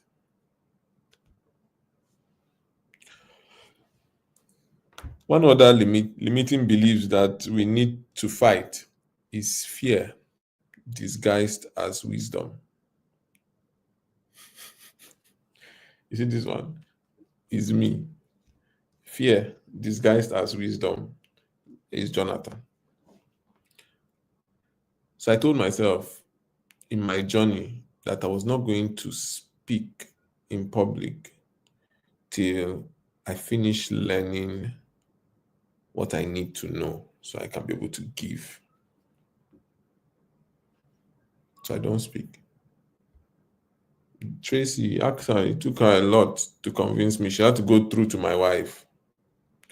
If you want any of us to talk, I'll send my wife. She will do the talking. She'll be the one to be talking here. I don't talk. Because I believed that I've not finished learning what I'm going through. How can I give what I'm still understanding? My brother, was fear.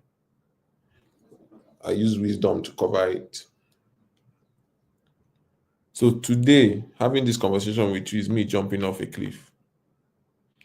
Because I just feel like I'm still learning so much. I don't have time to come out and talk about my experience. And so I refused. But Tracy trapped me.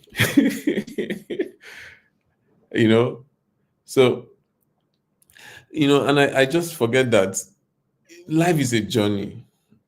Life is a journey, If there's the day, when would I say, okay, I've finished learning, let me start speaking? When? Is it when I'm dead? I've been doing business for over all these, and I keep saying that I'm not ready. But today, I've jumped off a cliff, Then the final one I want to tell us that is also can be a prison is your success. Your success can actually be a prison if you're not careful. I've arrived. This one I've achieved. Let me hold it too. So you've grown through the ranks. You've become an executive director in a foremost bank. So you cannot start selling rice now. Why? Just stay there. Meanwhile, you're meant to be the biggest rice farmer in Nigeria. But because of your success, you've succeeded in one small thing. It has imprisoned you. Not knowing that that thing you've succeeded in can actually be a stepping stone to your next level. Because you've become an ED in a bank, you can now start your rice farm. The way you farm rice will be different from the way another man who has not gained those experiences you've gained would farm his own rice. So I'll run through it again for those who needed to have written this down. So 1, your limitations can be inherited. It can come from personal trauma. It can come from fear disguised as wisdom. It can come from success. It can come from many other things. So I need you to also write down somewhere, what is that prison I am in?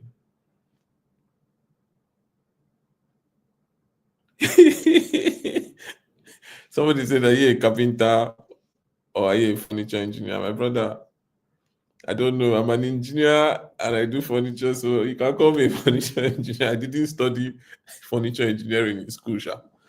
I learned it on the streets, right? But like I said, if you take that leap into that thing, people call it carpentry. I had engineering background, and in coming into it, it gave me an advantage, right? And today somebody is saying, he's calling me a furniture engineer. You get it? So your success should not hold you back. Okay? Now, how can we break away from these prisons? How can we break forth from these prisons? Because you see, one thing I will tell you is, it's a furniture engineer. This tease me. I like the name furniture engineer. One thing I'll tell you guys is The mind that got you here, the mindset that got you here, is not the same mindset that will take you to your next level. Yes. So, Don Matt, yes, we have woodwork engineers actually. In fact, the head of our production team is a furniture engineer. He went to school and studied furniture engineering, but I did not. I did not study architecture. I did not study furniture engineering. I studied plastic making. Plastic. The one I study now, and I was into this kind of thing.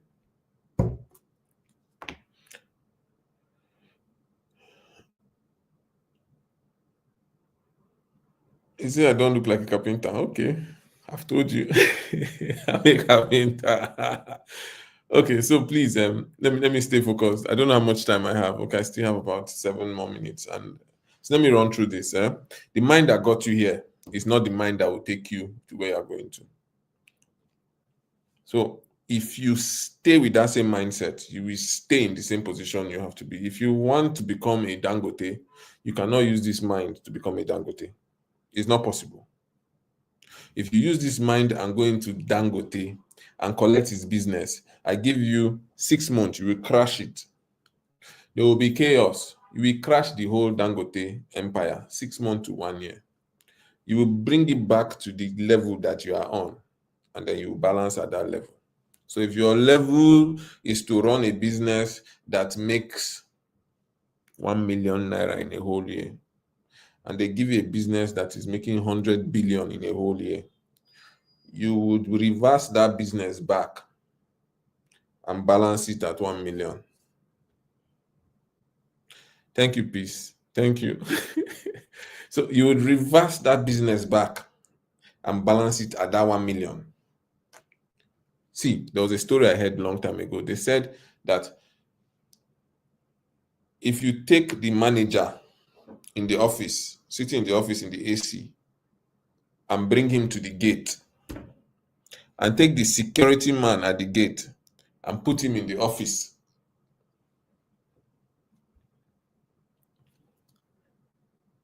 you would understand that it is not the gate or the office, it's the person. You would understand that it is not the fact that the manager is at the gate and the security man is at the office. The security man at that office, instead of being he will start, he won't function. That manager at the gate will convert that gate to a management seat. You would realize that it's about the person.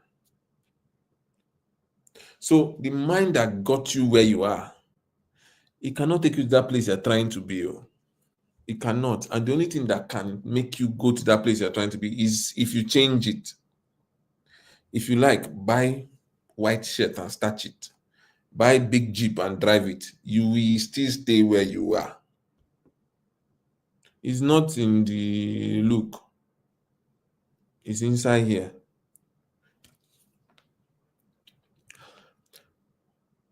What does it take to help you move to the next level? I will tell you 3 things or 4 things that helped me move to the next level. I don't know about how it will help you, but it helped me.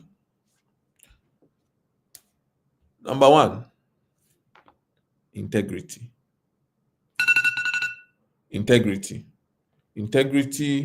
is, that's my cue that I'm running out of time. Integrity is the first thing that would help you move to the next level. It's the best currency you have. Your name. Your name. You see your name? It is what determines where you would go. Today, if I want to raise 100 million naira today, I can raise it. On integrity, not on anything. There are people I will call that we know that my word is my bond. Is your word your bond? Do you have integrity? Can your word be trusted? Are you a thief or are you a straightforward person?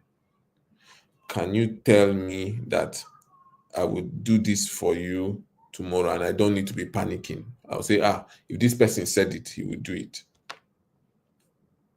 Integrity is one thing that opened doors for me. I don't know why. People just trust me because I don't know how to steal. I don't know how to lie. If I lie, you will catch me. If I steal, you will catch me. So integrity is key, number one. Number two, purpose. If you have a very strong purpose, it will take you to the next level. So once you have integrity, you have purpose, very strong. This is where I'm going to. And that purpose holds you strong. You're going to go to the next level. You're going to break free from where you are.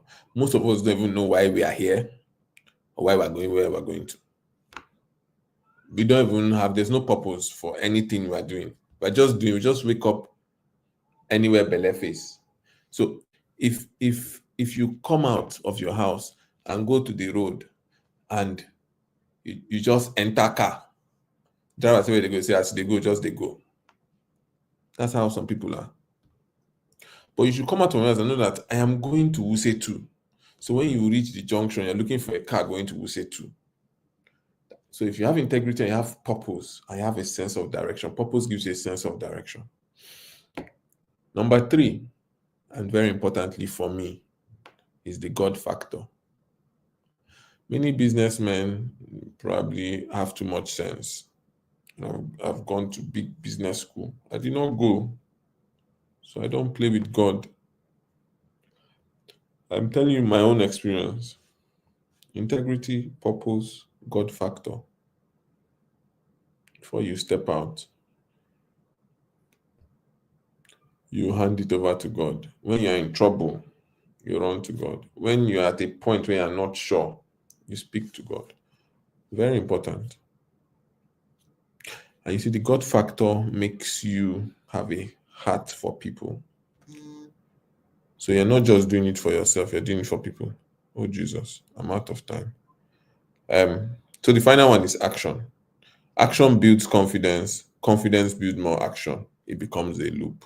So you act, you gain confidence. Confidence allows you act again, and you gain more confidence, and it becomes, and you're making progress. You're making progress.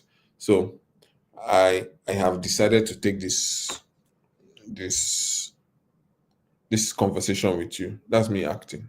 And I've built some confidence. Tomorrow, if somebody else calls me, I say, okay, no problem. Same thing. Act. You must act on that thing that is in front of you. If you're trying to grow your skill, act on it. Whatever you're trying to act, right?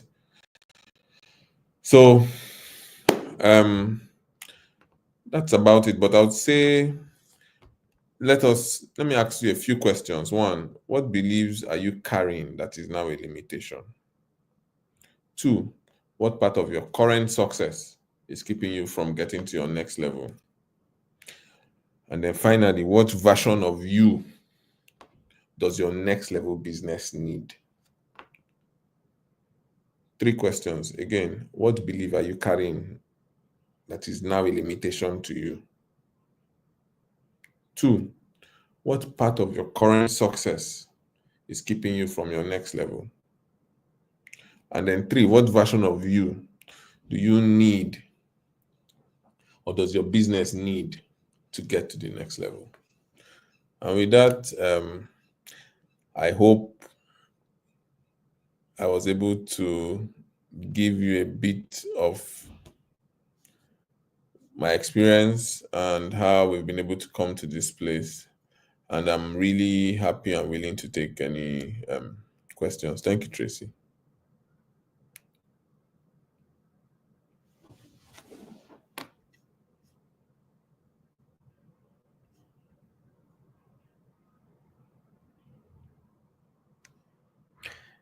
And then thank you all for participating with me. Thank you. I really appreciate it. Awesome. I said at the point I was like this, like what's going on here? Thank you so much. This was amazing. As in, you won't believe it. You won't believe it. My notes I've been writing and writing and writing. At a point, I just kept the Bible. I was just looking, and as an amazing. At when I was writing a post, inviting people to your session, I said that we're looking to do a session that was not just going to give people theories and whatever. We're going to be coming from real life experiences, and sir, you delivered. Guys, do I have a witness in the comment section? This session was all levels of amazing. Thank you, thank you, Thank thank you, thank you, thank you so much, sir. If you have any questions for Mr. Jonathan, please put them in the comments. We will take the next few minutes to take questions before we go. We let him go. We'll soon let you go, sir, but a few questions for you. I made a note. I'm trying to find it. When you were talking about success can be a prison. In fact, that was the point where I kept my pen down. I was like, success can be a prison. you. So, how does somebody get to that point where they are able to realize and understand? Because I think I see this as an issue with many people, especially in corporate settings. People have this "I've arrived, I've been there, I've done that" kind of mentality, and Yeah. then oh, they feel like but really there is still so much that could be ahead of them. So how does somebody come to the realization that come, I need to move from here? I don't know that you understand the question, because we have lots of people that they feel like this is just it, but then there is more, but they're just comfortable in that success. So how does somebody need to come to that place where they are jolted out of that place? Any pointers? Well, I mean, the first thing is, you see, our minds don't lie to us. Mm, You would start feeling it within you. You'll be feeling mm, it. The only thing is just that fear. But your mind will tell you, this thing is not giving me joy anymore. I'm not mm, really happy doing this. And I really like to do this. I want to try this. But mm, how would I do it? But mm, you getting those kind of conversations within yourself. So once you get that conversation, it means that you're getting somewhere. Then after a while, so for instance, somebody said, the furniture engineer, as I speak to you, I'm running a new startup.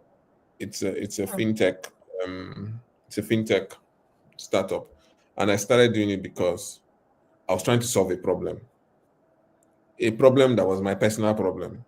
I don't mm, have ATM cards. I cannot, anytime I go to pay, they now tell me type one account number, open my bank. And I was like, this payment thing is a problem for me. People may be fine with it, but it's a big issue because most times my wife thinks I'm lying when we go to eat. And I tell her that I did not come with my card. Can she pay for me? She will now start saying, this man, trying to. So I said, I must solve this problem to prove myself. So sometimes you just realize that you need to solve a particular problem. That problem keeps disturbing you.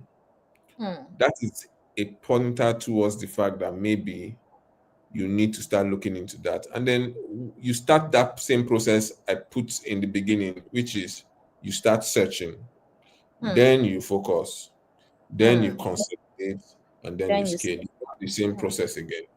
You don't just jump out and say, I've listened to Mr. Jonathan. You just go to your Yeah, office and put the resignation on your guy's face and say, sir, you see? yeah. Mr. Jonathan said, No, no, you start to search, then you focus, and then you consolidate, and then you scale. Yes.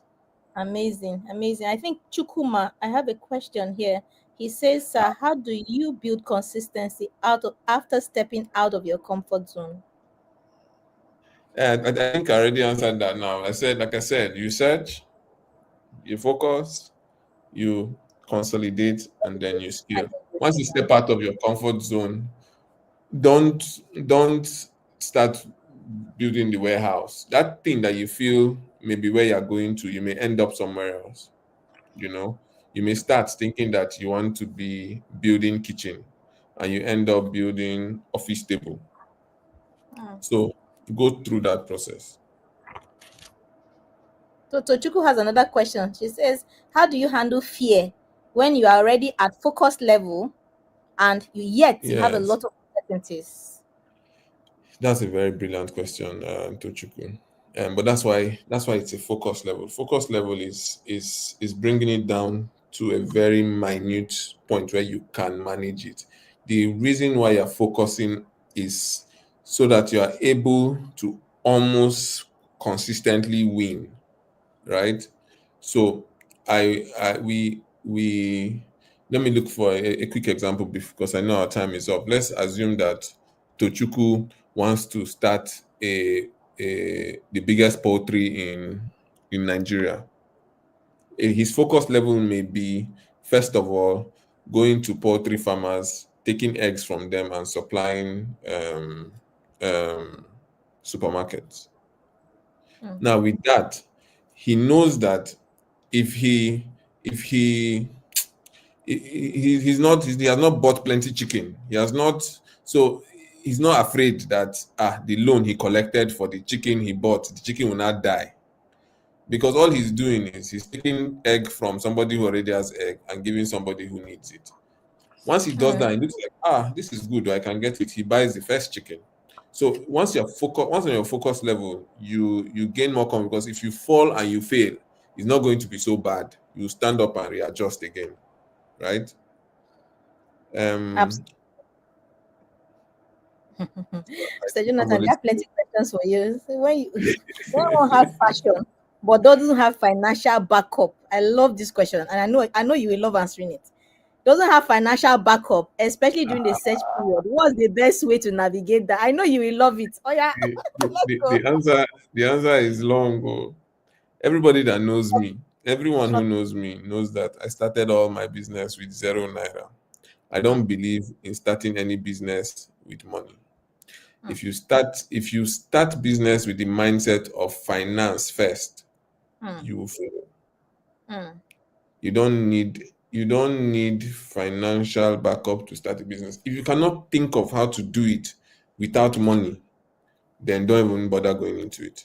So the I can use my own business as an example, even though we're live. But let me just give you that example. So the we started charity without money.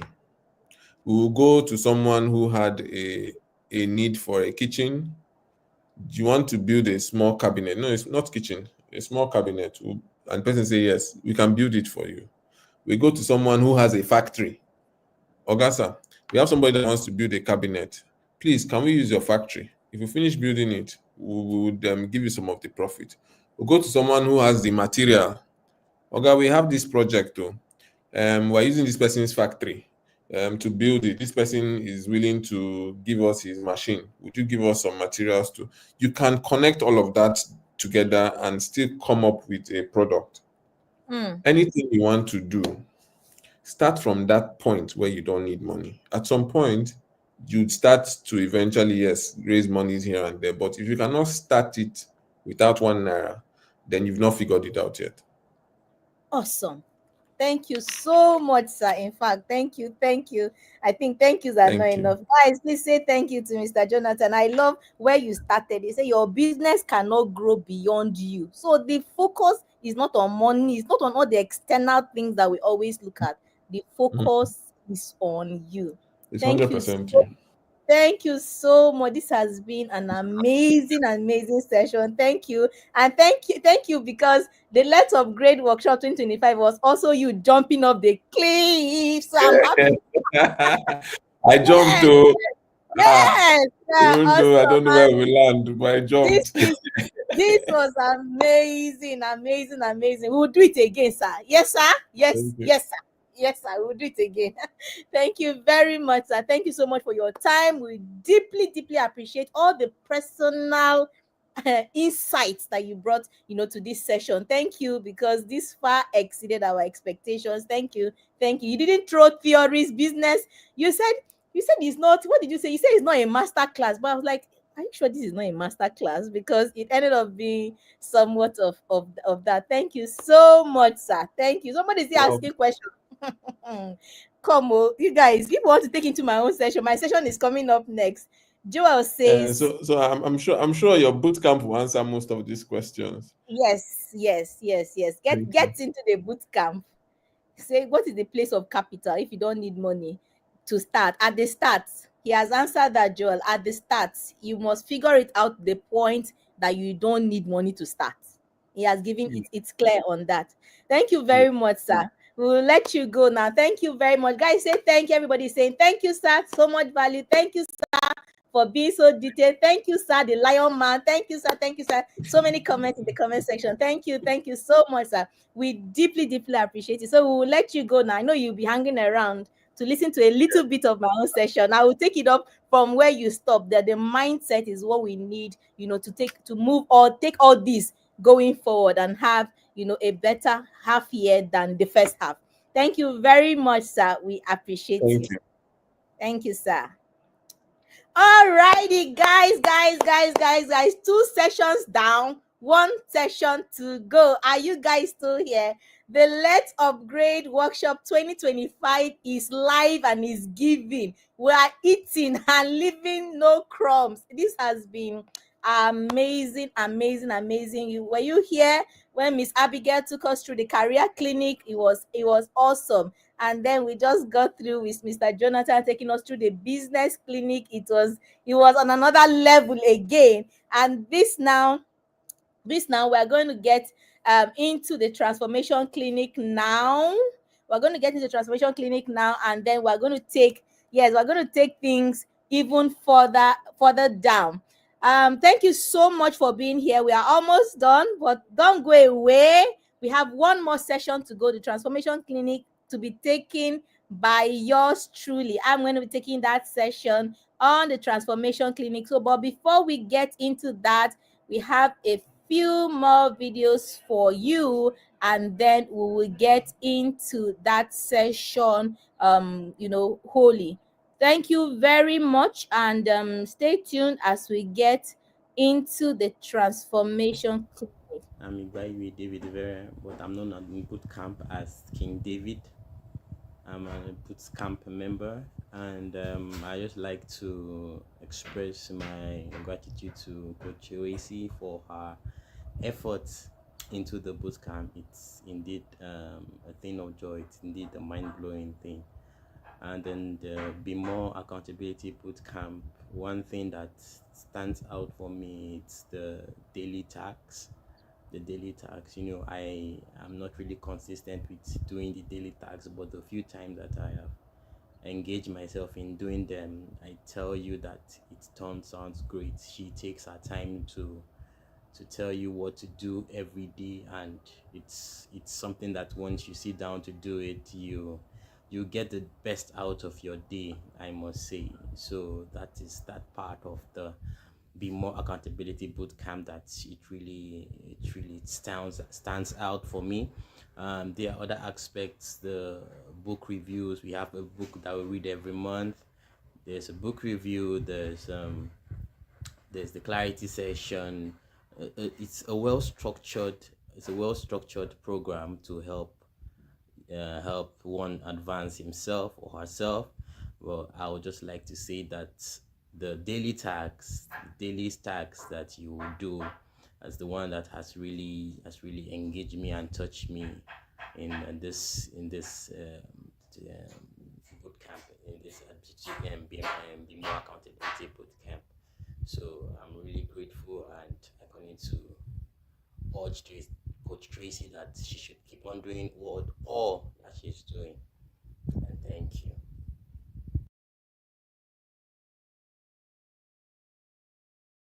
Good evening, Coach. My name is Regina Shadrack. My experience in the boot camp so far has been amazing. Thank you for being an amazing coach. Thank you for the inspiration. The teachings and all inspire me on a daily basis. That is never to give up on life and everything that pertains to life at all. And then my experiences so far in the boot camp and what I've learned so far in the boot camp is I've learned resilience, I've learned perseverance, I've learned that I am a warrior, I've learned that I own my journey, I've learned that this life I am living is a journey, and I own it. I decide what should happen in my life. I decide what should happen around me because I set boundaries. The boot camp has helped me to set boundaries. That is knowing the kind of people I relate with, and then knowing what to do in and out of season. So the boot camp has impacted me a lot, both financial management, how to manage my finances, and then how to manage time properly, knowing what to do at a particular time and things not to do at a particular time. Even when I don't meet up doing those things that I want to do at a time that I've set in, I've learned that I shouldn't give up on setting those times. I should still set time again and do them again, and then I'll achieve great results. Thank you so much, Coach, for the impact so far.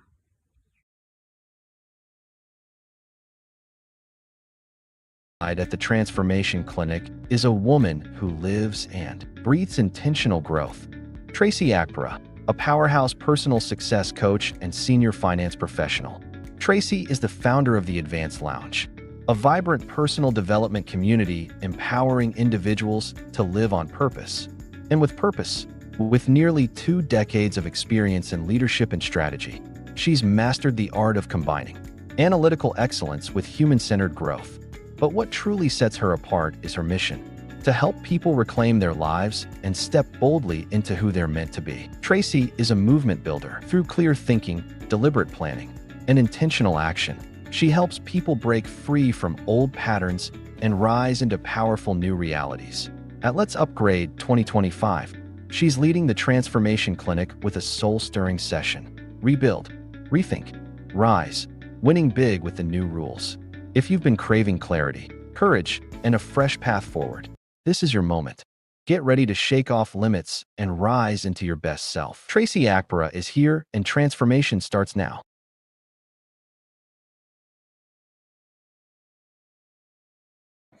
Absolutely. Transformation starts now. Yes. Are you ready to rise? Are you ready to rise? We are going, this is the concluding session of the Let's Upgrade Workshop 2025, and we are building up on the career clinic and the business clinic. And this session is about you. I know that Mr. Jonathan started to talk about you as the person that your business cannot grow beyond you as the leader, as that person. So this session, this transformation clinic, everything that we are going to be doing here, it's about you. Let me write in the comment section, guys.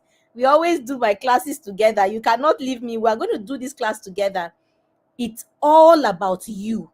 You have to own it. And there are so many things that Mr. Jonathan spoke about, that resonate, that almost feel like, oh, he was taking this session. It's all about you. He did say that your life is 100% your responsibility, and you have to be ready. You have to be ready. This Let's Upgrade workshop, it's all about preparing to take the second half of the year. Don't relent, don't relax, don't give up. We are going ahead and taking it as if we are taking a new year. The same zest, the same zeal with which you approach a new year is the same that you're going to approach this second half of the year, and you're going to approach it from the angle of you are fully responsible. You are 100% responsible. And this is with due acknowledgement of everything, the situation, the circumstances. And Mr. Jonathan gave very vivid examples. Somebody giving birth to, being an orphan and being HIV positive. She doesn't know any other life. She's HIV positive and she's an orphan. And that is the hand that life has dealt her. Yes, so what is she going to do about it? And I'm asking you too, what are you going to do about it? The hand that life has dealt you, whatever has happened, the issues, the challenges, the problems, everything that you have gone through, what are you going to do about it? Because you are 100% responsible for your life. Welcome to the Transformation Clinic. at the Let's Upgrade Workshop 2025. Are you ready? Let me write in the comment section. Are you ready? Let me write in the comment section. I'm ready. I'm ready. This afternoon, this evening, we're going to be talking about how we can rebuild, how we can rethink, and how we can rise. Everybody can, everybody can, we can associate, we can, with that word rise. Everybody wants to rise. We want to go further. We want to do better. Yes. So how do we begin to rebuild? How do we begin to rethink? How do we begin, to rise? I want to welcome you warmly, and I thank you so much for being here with us until now. We're going to quickly do this, and we're going to wrap it up, and and close the 2025 Let's Upgrade workshop. We're going to close it up after this session. But you have to understand that the rising that you want, the forward movement that you want, the going forward that you want, all that you want, it's valid. But you must understand that that next level, that next big thing that you want will demand, and notice the use of the word demand, it will demand a different version of you. Yes, the version, and Mr. Jonathan said it. He said the thing, the mindset that you have now that brought you here cannot take you to where you want to go. Something has to give, something has to change. The next level that you want to experience in life will demand a different version of you. So being changing, that different, that becoming a better, that transformation, that evolution is no longer an option. It's not like something that, oh, maybe or maybe not. No, it's no longer an option. It's something that you have to do. You must change, you must improve, you must grow, you must become, you must evolve. This is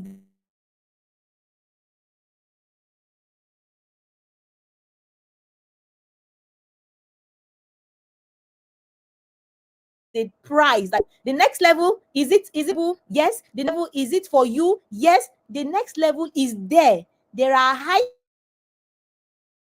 to climb, there are grounds for you to cover, there are amazing things for you to do. But it requires, no, scratch, it requires, it demands a new version of you, and that transformation must take place. That is a price that you must pay for where you are going to. The theme of this year's workshop is awesome. I see you guys. I see all your comments in the comments. Thank you. Keep them coming. The theme of this year's workshop is winning big with the new rules. That means that there are new things happening. The change is coming in hot, and it's coming in fast. A lot is changing. As a young banker, I remember clearly.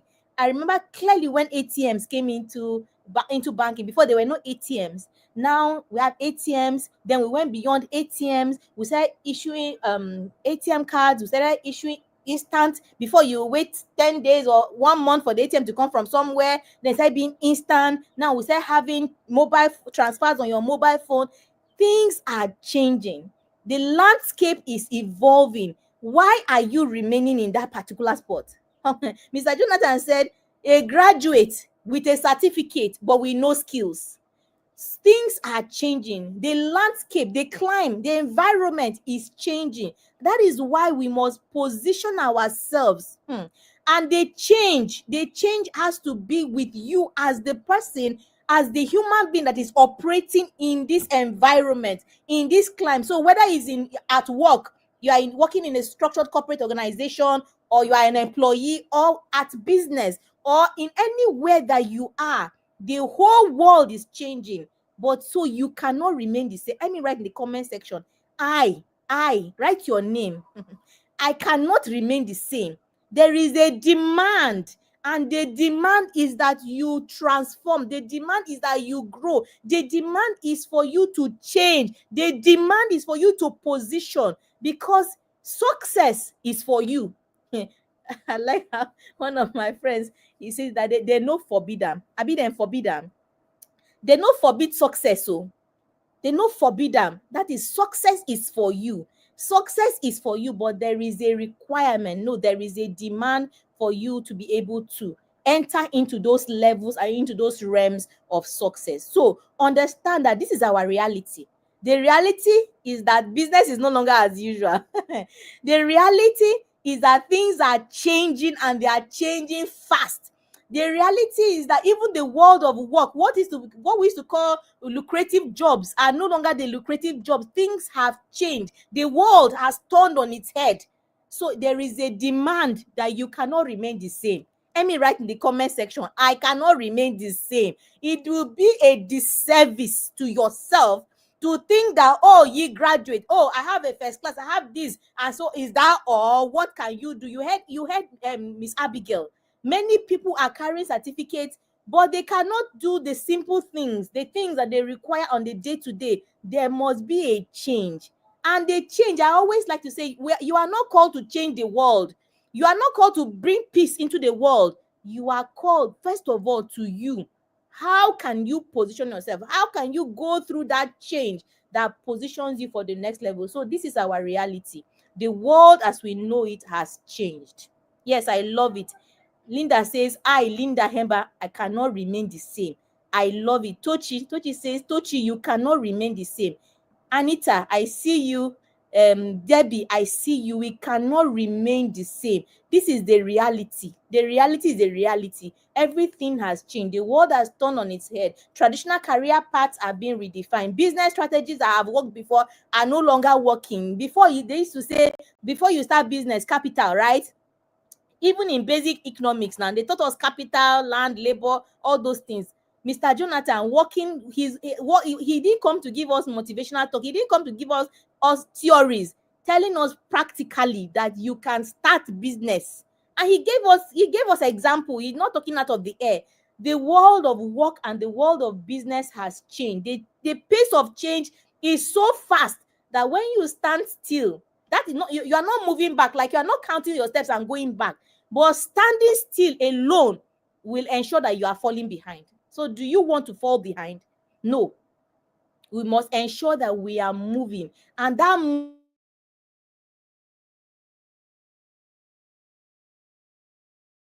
movement is that we to be able to keep up, and not only keep up, to succeed in this time. And I just love Jonathan's session, integrity, having purpose. Did you hear that example that he gave? That you just go to the junction and say, you enter the car and say, just be going. And I've spoken before. If you have heard me speak before, that you must have heard me say that there is no way that you can be living your life and have a successful life, just anything. And let's see how it goes. Oh, today, okay, you just wake up, you go to work, you come back, and then just see how it goes. No, that can no longer hold. Maybe it used to, but the demands have shifted. The world has shifted. Something has changed. Are you changing? You must be changing. You must be transforming. Our topic for this session is rebuild, rethink, and rise. This is how we can win big with the new rules. The new rules, they are here. And even those rules are the one we are contending with now, the change is still coming. The wind of change has not finished blowing. It's still blowing. So how can we rethink? How can we rebuild? And how can we rise in the face of this reality that we have to contend with? So what do we mean when we say rebuild? Rebuild means that how do you intentionally begin to break down and reconstruct the inner frameworks of your mind. Listen, I said this session is about you. Forget father, forget mother, forget government. I know today is even Democracy Day in Nigeria.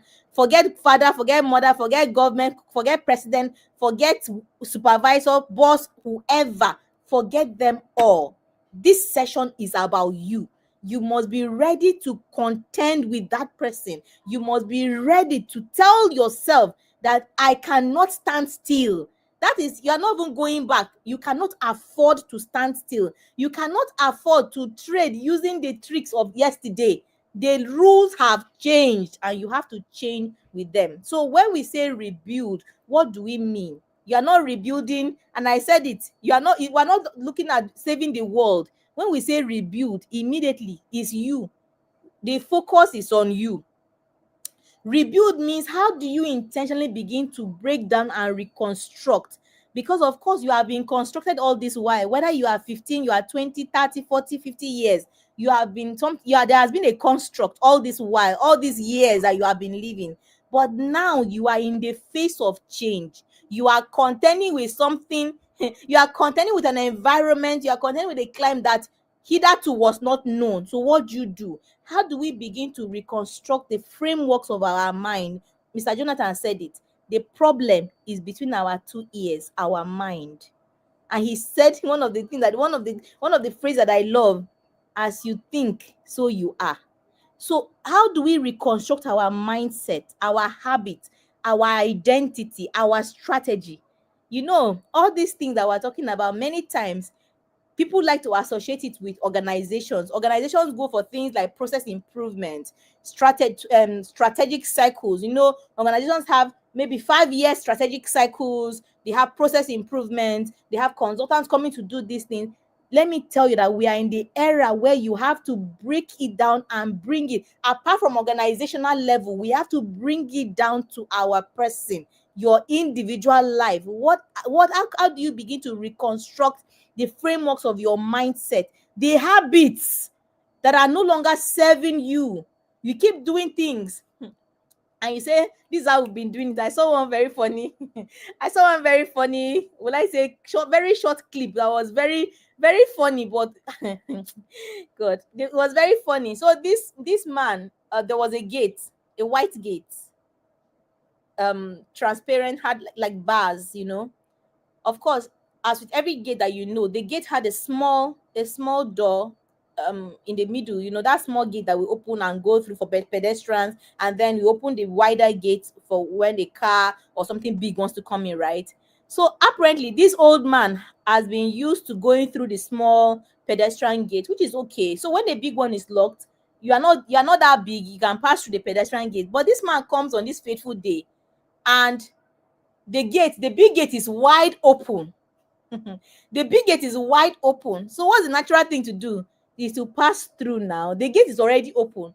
What this old man does is that he goes and the gate is open. He goes and still opens the small gate, yes, and then passes through and closes it. That mindset of this is what we have always been doing.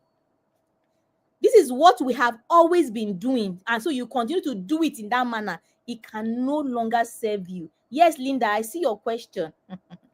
Linda says, how do we reconstruct our mindset? As a man thinks, so is he. What is your mind saying and thinking?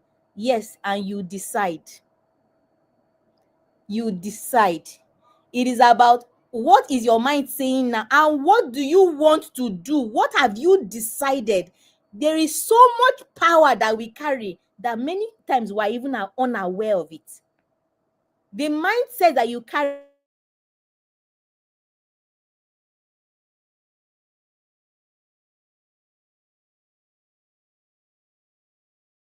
there's a exposed to over time, in the media, different things. And if you want something different outcomes from your mind, you must begin to do something to your mind. You start to reconstruct. But first of all, what is in the mind? What are those limiting things? You start to understand. That is why in the boot camp, we spend the first 1 month in the Be More Accountability Bootcamp, which is the 12-week mentoring and coaching program of the Advanced Line, where we take participants through a growth and transformation period, because you understand that the focus is on you. For you to excel, succeed and excel in any aspect of your life, you must be succeeding and excelling as a person. If you are not succeeding and excelling as a person, there is no way that you can succeed and excel at anything. And so when you begin to understand you begin to deconstruct the mindset, the frameworks, and begin to construct, because it is well within your power and your capacity and your ability to do so. So it's all in your hands.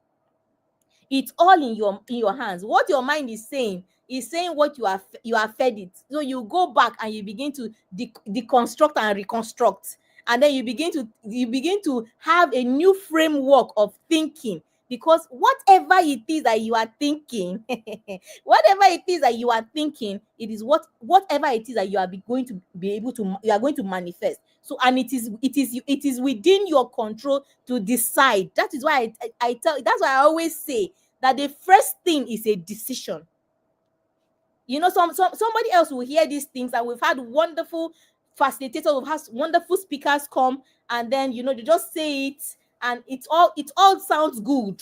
It all sounds good in the moment, but then after then what? You must decide. You must decide. That one is on you. I love you very much, but I cannot come and decide for you. You will decide by yourself that, and you will determine that this thing, it cannot go on in this way. I decide to do something about it. Of course, you have help, and that is why we always encourage people to get into the boot camp. In the boot camp, you have support, you have a structure, and we will stretch you, but we will hold your hand to ensure that you are going through that transformation.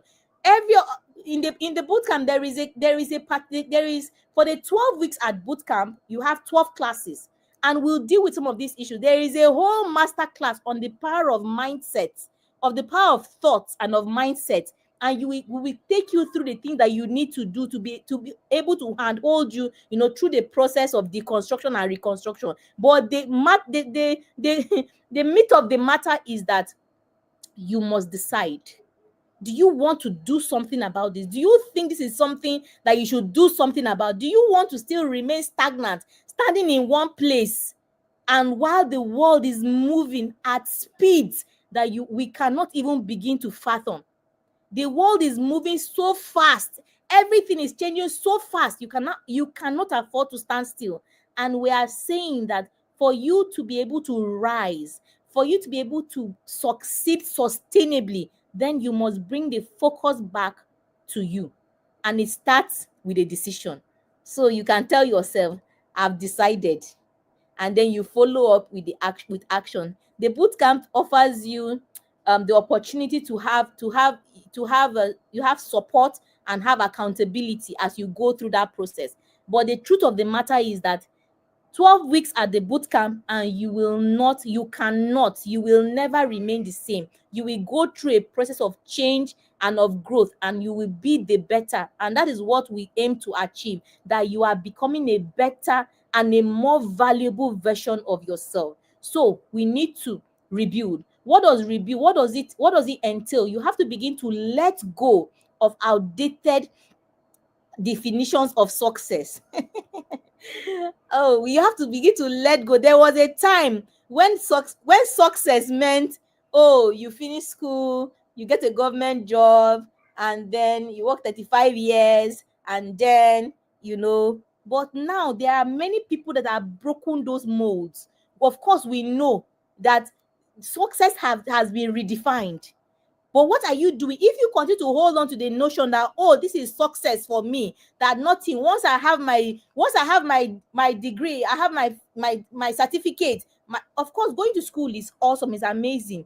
But here Mr. Jonathan, hear what he said, that he finished, he was a graduate with his certificate but no skills. So that tells you that the world has moved. There was a time when immediately you graduate from school, there is a government job waiting for you with a car. I think during my father's time, yes, he enjoyed it. As he finished school, there was a job waiting for him with a car and government quarters. Yes. But that is no longer, then that was success. Can we say that is success now? Are we going to continue to hold on to that as our definition of success? So to rebuild means, first of all, to let go of those kinds of mindsets, of those kind of things that we hold in our minds, and then begin to reassess your personal infrastructure. Guys, I thought that there are some things that we look at organizational level. No, we are bringing it down because it holds true. The same holds true for the individual. Just as organizations succeed, so must you must begin to look at it. And I love it when Miss Abigail said in the career clinic, she said that you must have your own personal board of directors. What does that tell you? Are you a company? You must begin to think of yourself in those terms, because for so long we've looked at organizational efficiency, we've looked at organizational effectiveness. Now we are going to look at personal effectiveness and personal growth. You have to begin to bring those things down to the individual. Think of yourself as an organization, as an incorporation. Tracy Inc. Incorporated. I'm the chairman, the CEO, the legal officer, and you have to think of yourself in that manner, because and begin to assess your personal infrastructure on those bases. What you have what it takes? Do you have the infrastructure? Do you have what it takes, the personal infrastructure, to succeed in these changing times? How can you begin to create the new habits and the systems that will reflect who you are becoming and how you can succeed in these times? This is very, very, very, very important, because before you rise, before you go to the levels that you desire, you must rebuild. And this is about being able to sit down and understand who you are, the beliefs that you hold, your behaviors and your assumptions. What are your assumptions? What do you hold as true? And how is it limiting you? How is it helping you? There are certain things that are not helping us, but we will not let them go. This is how we have done it. This is how I've known it to be, but it's not helping you. It's not making you grow, but you're just, so we must begin to, for us to be able to rise, to be able to succeed and to thrive, to be able to grow and succeed sustainably in this changing landscape and environment. You must first of all understand, what is it inside of you? What are you rebuilding? How can you rebuild? How can you make it better? Because you can only rise when you are rebuilding. And how do you rebuild in the real life? You are able to upgrade your inner dialogue. What are you telling yourself? What assumptions are you holding to be true? You must create new systems of discipline. There is not there is If you are unable to hold, you are unable to live a discipline, like you'll be unable to unable to build sustainably. You'll be unable to build sustainably if you are not living a discipline. You are not living a discipline, and that this is one of the demands of this time, that you are able to create systems. Hey, I love it when James Clear said that we don't rise to the level of our goals, we fall to the levels of your systems. What kind of systems do you have in place?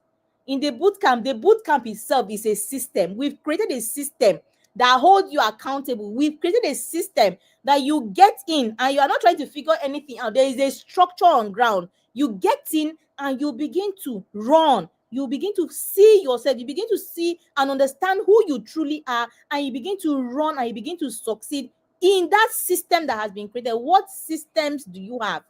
Most of us are just the way Mr. Jonathan said, you just get to the junction and you just say, and this is your life. Guys, please, let's stop playing with our life. You see, one of our friends used to say, this is my one life. We have only one life. One life, like this, is the one that you have. And we are living our lives just the way Mr. Jonathan said. Like, you get to the junction and you say, enter the car, and say, driver, just be going. The driver say, where? Just anywhere, just be going. It sounds ridiculous, right? But that is the way many people are living their life. We are not living our lives on purpose and with purpose. Anywhere belle face, you cannot succeed, you cannot rise, you cannot thrive in this environment, in this climb, by just anyhowness. Please let me write, no anyhowness. You cannot afford, the demands of the time are so high that you cannot afford anyhowness. Anyhow, anywhere is a way, anywhere belle face, not anymore. Please let me write in the comment section, not anymore. So we must, to rebuild in the real life. Remember, we are talking about rebuilding, rethinking, and we're talking about your mindset plays a huge role in all these things. We're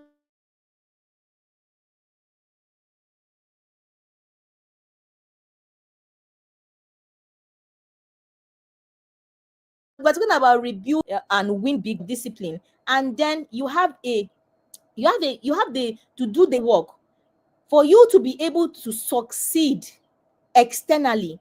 That is in work, in marriage, in parenting, in your community, in anything that you are doing. For you to be able to succeed at anything externally, you must have done the internal work. That is why I said the transformation is about you. Many times we are more comfortable with changing things around us. We even try to change people. We even try to change people. You try to change your child, you try to change your spouse, I try to change this one, change that one. We're trying to change the state of our nation. We're trying to change everything. The focus is on you. Every other thing, you are able to bring value and to be able to contribute better in any space that you're operating when you are able to handle you.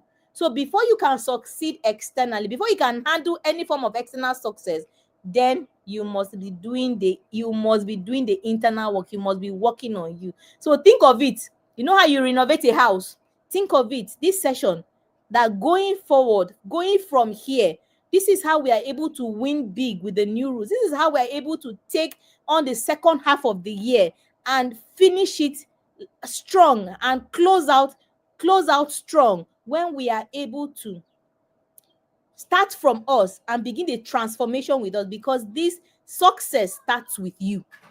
Your success in anything at all, it starts with you. So think of doing a personal renovation. How do we rebuild? How do we move forward from here?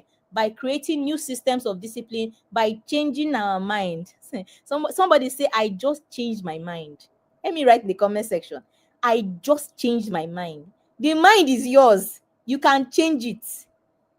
Oh, you are struggling with weight, you can decide, I just changed my mind.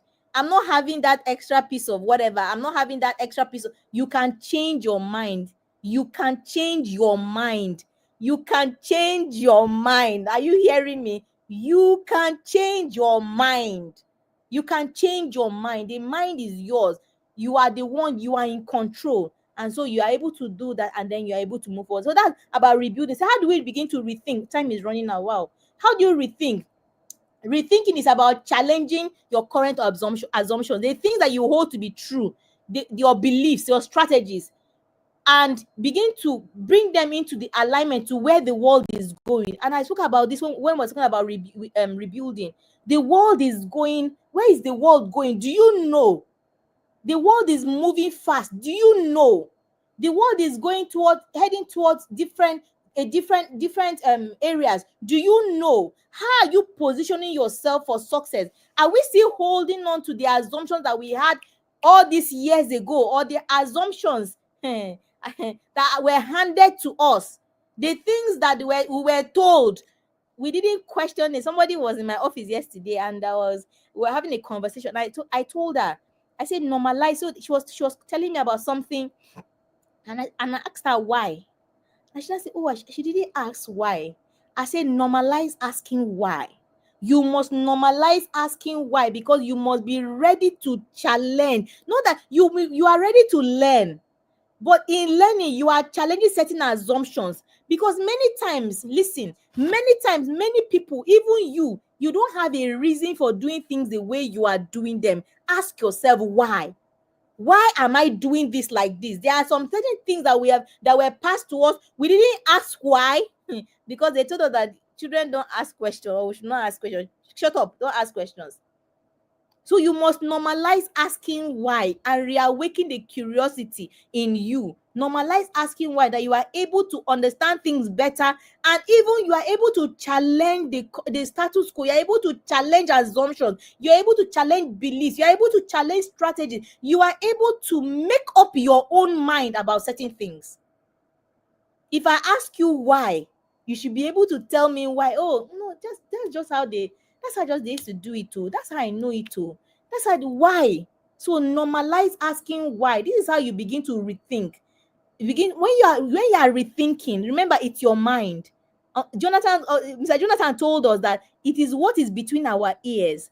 When you begin to rethink it, your outlook on life is changing. All of a sudden, your mind is opening up and broadening, and then you are beginning to see the things that you even never saw before, and you are able to position yourself better for the way that everything is moving. So ask yourself, and I took down the question that Mr. Jonathan gave us at the end of his class, and I have almost the same questions. He asked us, he said, what beliefs are you carrying that are now a limitation? And I have this question under my notes here. I say, are your beliefs, are they keeping you small? Are your beliefs, are they keeping you small? What beliefs do you currently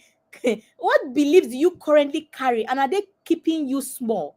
Your methods, are they outdated? The way you do the things that you are doing, are they outdated? Do you believe, some people believe that, oh, this is the only way, the way they've been doing it 20 years. No. The world is changing, things are moving. Are your goals, the goals that you have for yourself, for your life, for everything, are they still relevant? Or are they outdated? When you rethink, it helps you to stop running fast in the wrong direction and you're able to bring yourself into alignment, when you are able to question some assumptions, when you're able to challenge some beliefs, some things that you hold in your mind, then you find out that you are not running just in a direction. You are able to stop and ask yourself and be able to enter into alignment. Because remember what we are talking about. The world has now changed. You can't keep running in the wrong direction. Stop.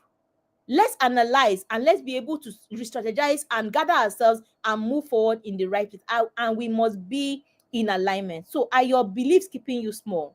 Are your methods outdated? Are your goals still relevant? So, I want you to ask yourself some questions today. What does success mean to you? The guys in the boot camp, they know all about this. Guys, I encourage you to join the boot camp. The next cohort of the boot camp, the 2025 cohort 3 starts on August the 25th. Then the current cohort, that is 2025 cohort 2, is underway. So we have to be done with that. But the next cohort of the boot camp is the 2025 cohort 3, which starts on August the 25th. Get into the boot camp. You would, a lot of these things you are able to work on yourself. And I always say it humorously that the boot camp is structured in such a way that the focus is on one person, and yet there is a group of people. There are many people in the boot camp, and at the same time, the boot camp is structured that it's focused on you. If you want to enter your next level, understanding that next level starts from you, understand that to position yourself for your next level of success, of growth, of everything, it starts from you. Then you need to get into a system that has the structure but also has support and accountability to enable you make that forward movement. Then you need to get into the boot camp. One of the questions I ask them, and they know the boot camp is structured in such a way that you will think, you will plan, and you will act. So thinking is part of it. And I asked them, I said, what does success mean to you? And then what are you holding on to that no longer serves you? And where have you settled? Ask yourself, where have you settled? Which mountain did you settle on? There are many of us that have settled. We have settled. You have settled in your success, or what you call your success. But I'm here to remind you that there are territories for you to take. Like, think whatever territories means to you, capture it in your head. There are territories for you to take. There are heights. Think of it if it's Mount Everest that represents like heights for you, think of it in your mind. There are heights for you to climb. There are grounds for you to cover, whether it's in career, is in business, is in family, is in whatever. The possibilities that exist for you, they are amazing, they are mind-blowing. But you have settled. The comfort zone is that place that keeps us in. We stay inside, is comfortable, and we stay. But then there is more for you to be and more for you to do. So ask yourself, where have you settled? Where have you settled? You heard? Oh my God, this year's workshop is on all levels of amazing. You heard Mr. Jonathan talking about running a successful business and still going into a fintech startup. But many of us will settle, say, oh, I've been there, I've done that. Please let me write in the comment section, I've not been there, I've not done that, I've not done nothing. Let me see your comment in the comment section. I've not been there, I've not done that, I've not done nothing. There is more. Listen, whatever you think more represents to you, then there is much more. I'm here to remind you that there is much more. And you are not starting from the big scale, you are starting with you. You have the first point of call for you, for this growth and transformation, for this success that is on mind-blowing levels, is for you to start with you. The focus is on you. So where have you settled? Where have you settled? Ask yourself that. Ask yourself, where have you settled? When we are able to rethink a lot of things, what it does for us, that we are able to create that space for intentional forward movement. Many of us have not created a space for us to move.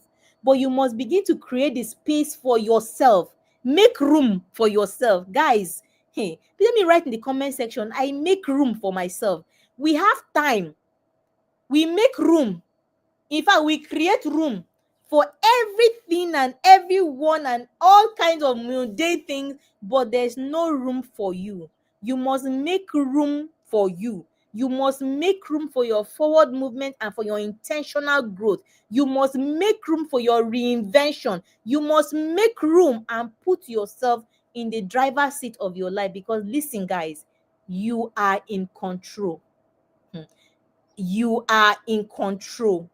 It's not your father, it's not your mother, it's not your spouse, it's not the president of your country, it's not your pastor, it's not. You are in control. You are in control. That helps you to be change. That change helps you to change your mindset completely. You're not waiting for something to fall from somewhere. You are you are in charge of creating your narrative. You are in charge of creating, making room for yourself to grow and to thrive. So we have deconstructed and we have reconstructed, we have rebuilt, we have rethought our process. Now we rise. What does rising mean to you? What does rising mean to you? What does it mean for you to rise? Rising means to step fully into your next level identity. Hey, let me write in the comment section, I'm ready to step in to my next level identity. Listen, this is not motivation. This is not, I'm not trying to inspire you. I'm trying to get you to make up your mind. Make up your mind. Nobody is going to come and do it for you.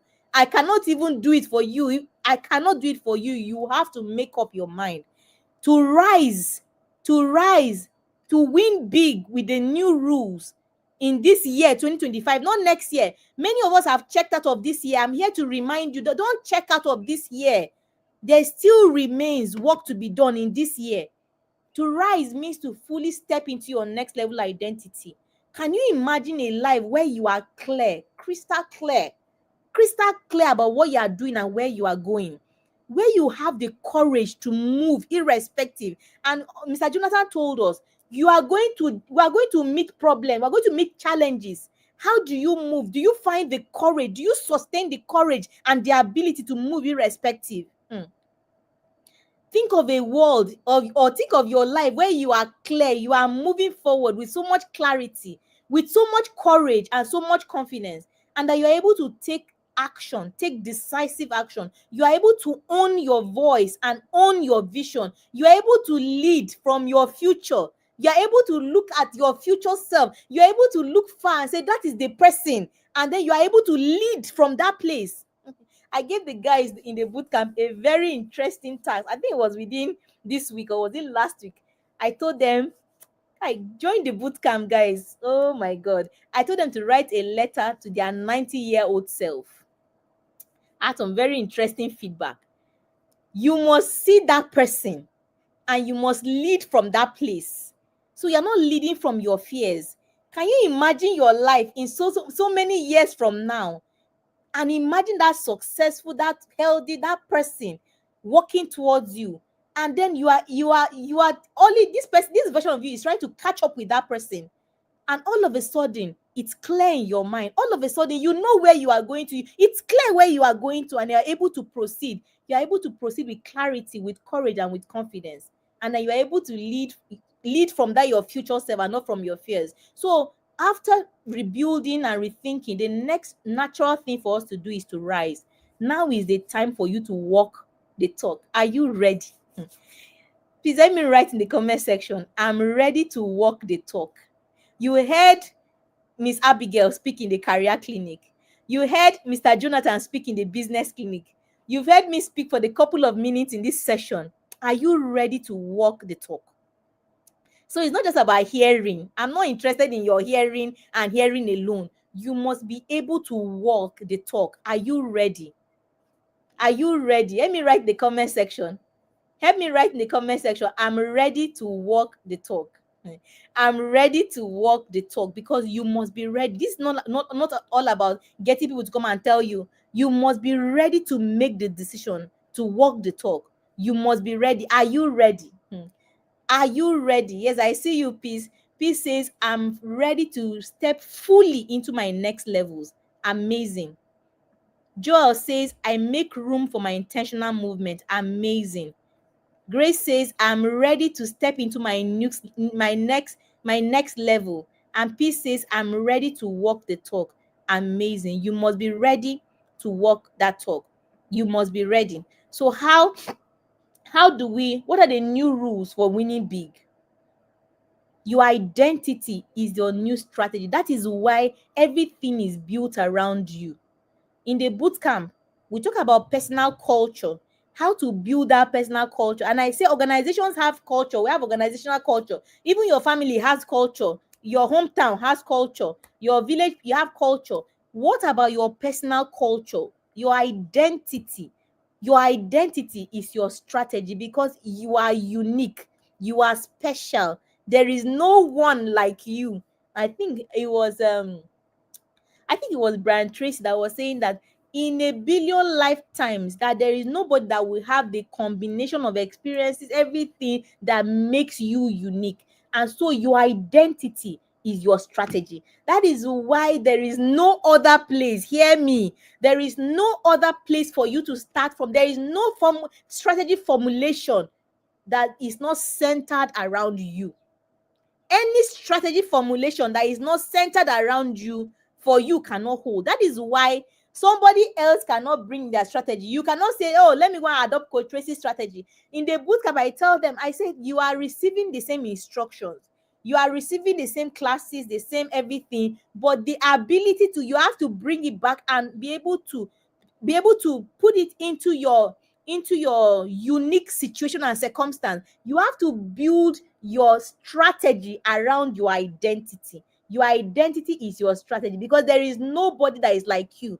But we are very used to waiting on somebody to tell us, oh, go and do this. Yeah, okay, I started one pure water business. Pure water is the best business now. You will not go and start because somebody started pure water business. No, you must understand you and you must build your strategy around you.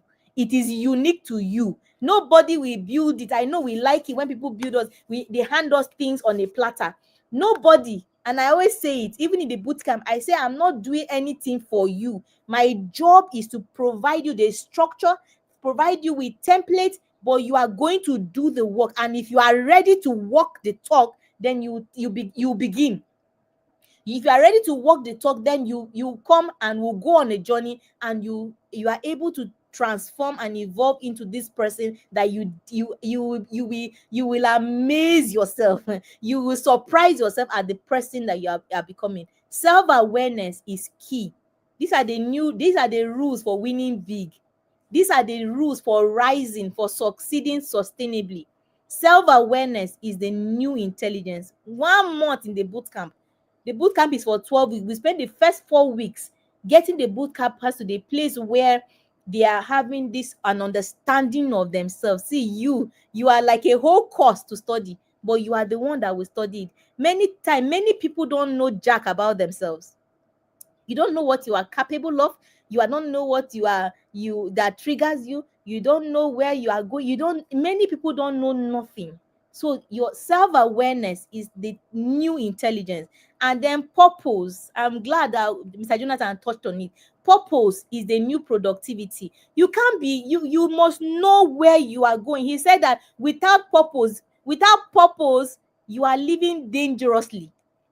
Without purpose, you are living dangerously. And I think it was Brian Tracy that said that in the people, it's only about 5% of people that have a structure, have a plan for where they are going and what they are doing. Without purpose, you are living dangerously. Purpose is the new productivity. When you know where you are going, you will know what is required for that place.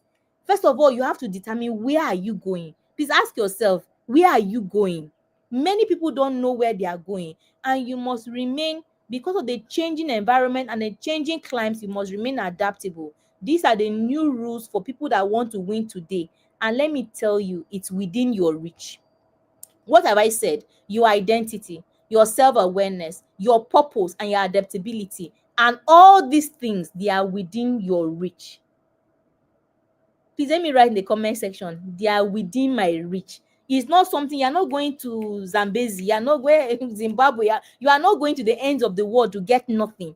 Everything. Look, listen.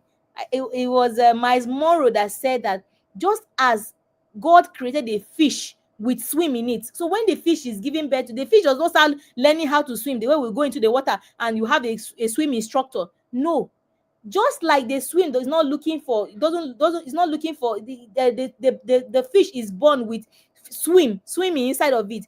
The bird is born with flying. God has created you and put inside of you the resources, the things that you need to not only succeed but to thrive in this world. So everything is within your reach. The things that we are doing in the boot camp is to help you to begin to expose the things that are inside of you. They are inside, they are dormant. And whatever is inside of you, as long as it's dormant, cannot be recognized, cannot be celebrated, and cannot be rewarded. Miss Abigail told us that the thing that is inside of you, money will follow it. She said it. Did you hear her? She said that they stop looking for what can I do to make money. What is inside of you? It is your responsibility to discover it. It is when you discover it, it is when we can see it, then we will celebrate it, then we will recognize it, then we will reward it. So, but first of all, what do you carry? That is why we say that the rules, the new rules for winning big, everything is inside of you. Everything is inside of you.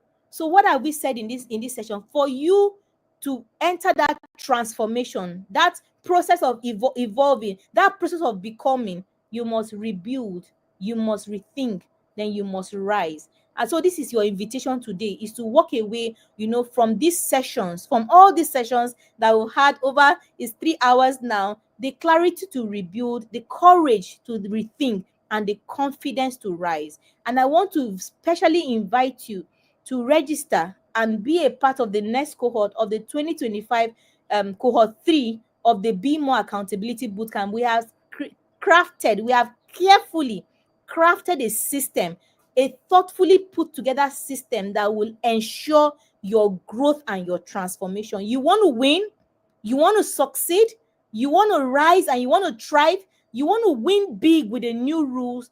Transformation starts with you. That journey starts with you. So register to get into the bootcamp. We will share the links, the waiting list. The bootcamp is a 12-week program, and the next cohort, 2025 cohort 3, will start on August the 25th, 2025. So we invite you to join the bootcamp. We have 12 weeks of guided growth. You are not alone.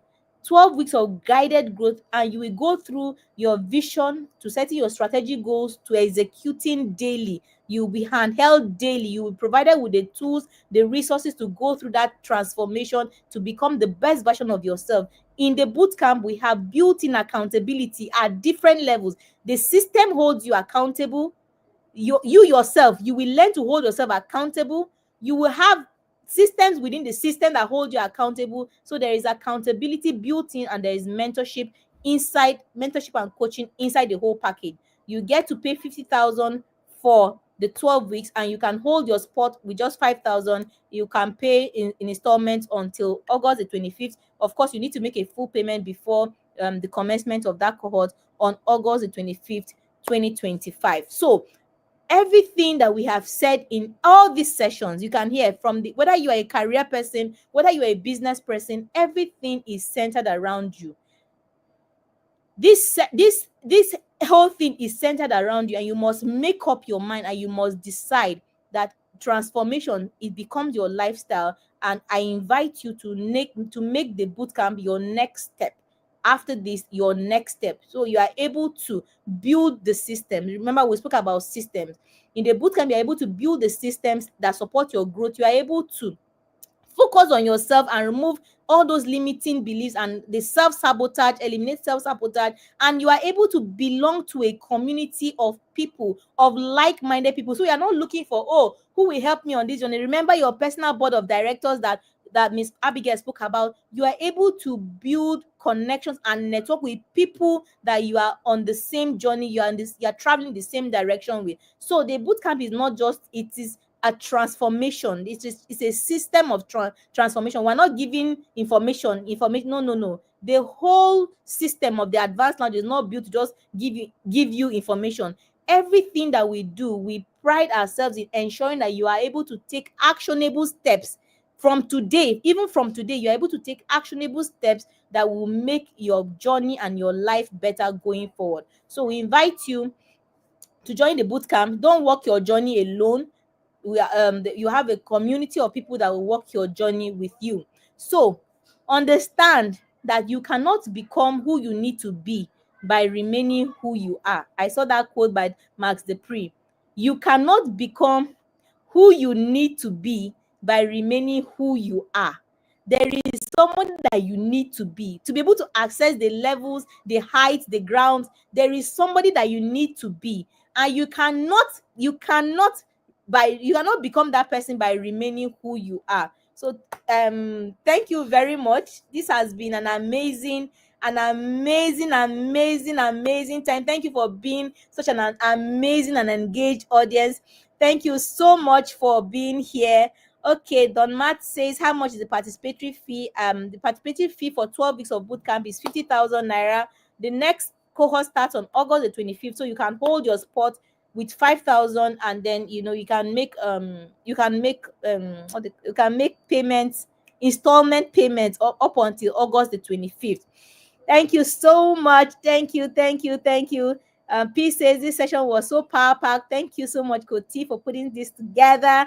Thank you, everyone. Thank you, Joel. Everything is inside of you. Amazing. The resources I need to succeed in life are innate and within my reach. Absolutely. Thank you so much, guys, for being a part of this, a part of the Let's Upgrade Workshop 2025. Thank you. Say in the comment section, I made it. Yes, we made it. This is, we're about to bring the sessions to a close. I want to give my heartfelt appreciation to you all for being here, and for understanding that you are worth this investment. Yes, you are worth this investment. The last 3 hours, we started at 2 o'clock and now it's 5 o'clock. The last 3 hours have not been a waste of time. I want you to appreciate yourself for understanding that you are worth the investment. Thank you so much for being a part of this. Yes, we made it. Oh my God. Dan Matt says, thank you so much for this amazing opportunity to upgrade ourselves. Thank you so much for being here. Yes, Grace, we made it. I'm glad you made it too. Awesome. Peace says, yeah, we made it. Tochuku says, I made it. Yeah, we made it. Lizzie, good to have you here. Thank you so much, Coach T. We made it. You guys made it. Thank you for being an amazing class. Thank you for keeping the energy in the room. Thank you for your comments. Thank you for staying engaged and staying present. You guys are like the MVPs. You are the MVPs. You absolutely rock. Thank you, guys. Thank you, everyone, for your investment of time, for your investment of time in yourself. And I'm so glad you're here. I'm so glad that you made it. I want to take the time to specially appreciate the speakers for the career clinic, Miss Abigail Samson Bugama, for the business clinic, Mr. Jonathan Agunobi. Thank you so much. We deeply appreciate your love, and thank you everyone who is here. Thank you so much for being here. I look forward to seeing you guys in other expressions of the advanced land. The advanced land, as I mentioned before, is a haven for people who are learning and growing and becoming more valuable versions of themselves. So everything we do in the advanced land is about you. It's about the individual. It's about equipping you to become much more than you are now. And so the Let's Upgrade workshop is our annual mid-year reset event. And so with this, we're bringing the 2025 edition of the Let's Upgrade workshop to a close, and we'll look forward to seeing you at Let's Upgrade Workshop 2026. Thank you so much for being a part of this. We look forward to seeing you in other programs and activities of the Advanced Lounge community. We look forward to seeing you in our online communities on Facebook and on Instagram. If you are not subscribed to the YouTube channel, please go ahead and do that right now. Subscribe so that you can have access, you can get notifications on when we have new materials and new resources on our YouTube channel. Please invite other people to join us. Our communities on Facebook, on Instagram, on YouTube here, it's absolutely free. Join us. We are building successful individuals. That is one in a very short form of what we do in the advanced plan. Building successful individuals is possible. And so invite your friends, your family members, your loved ones, everyone you know, to join us on this journey. Imagine everybody in your circle was performing at their highest possible level. Imagine the kind of circle that you would have. Imagine the kind of families, imagine the kind of communities, imagine the kind of nation that we would have if every individual were to invest in themselves and was performing at their highest possible level. We will have an amazing society. So please invite everyone that you know. I look forward to seeing you in the Be More Accountability Bootcamp 2025 Cohort 3 starts on August 25th, 2025. I look forward to seeing you there. Thank you so much for being here. With this, we bring the Let's Upgrade Workshop 2025 to a close.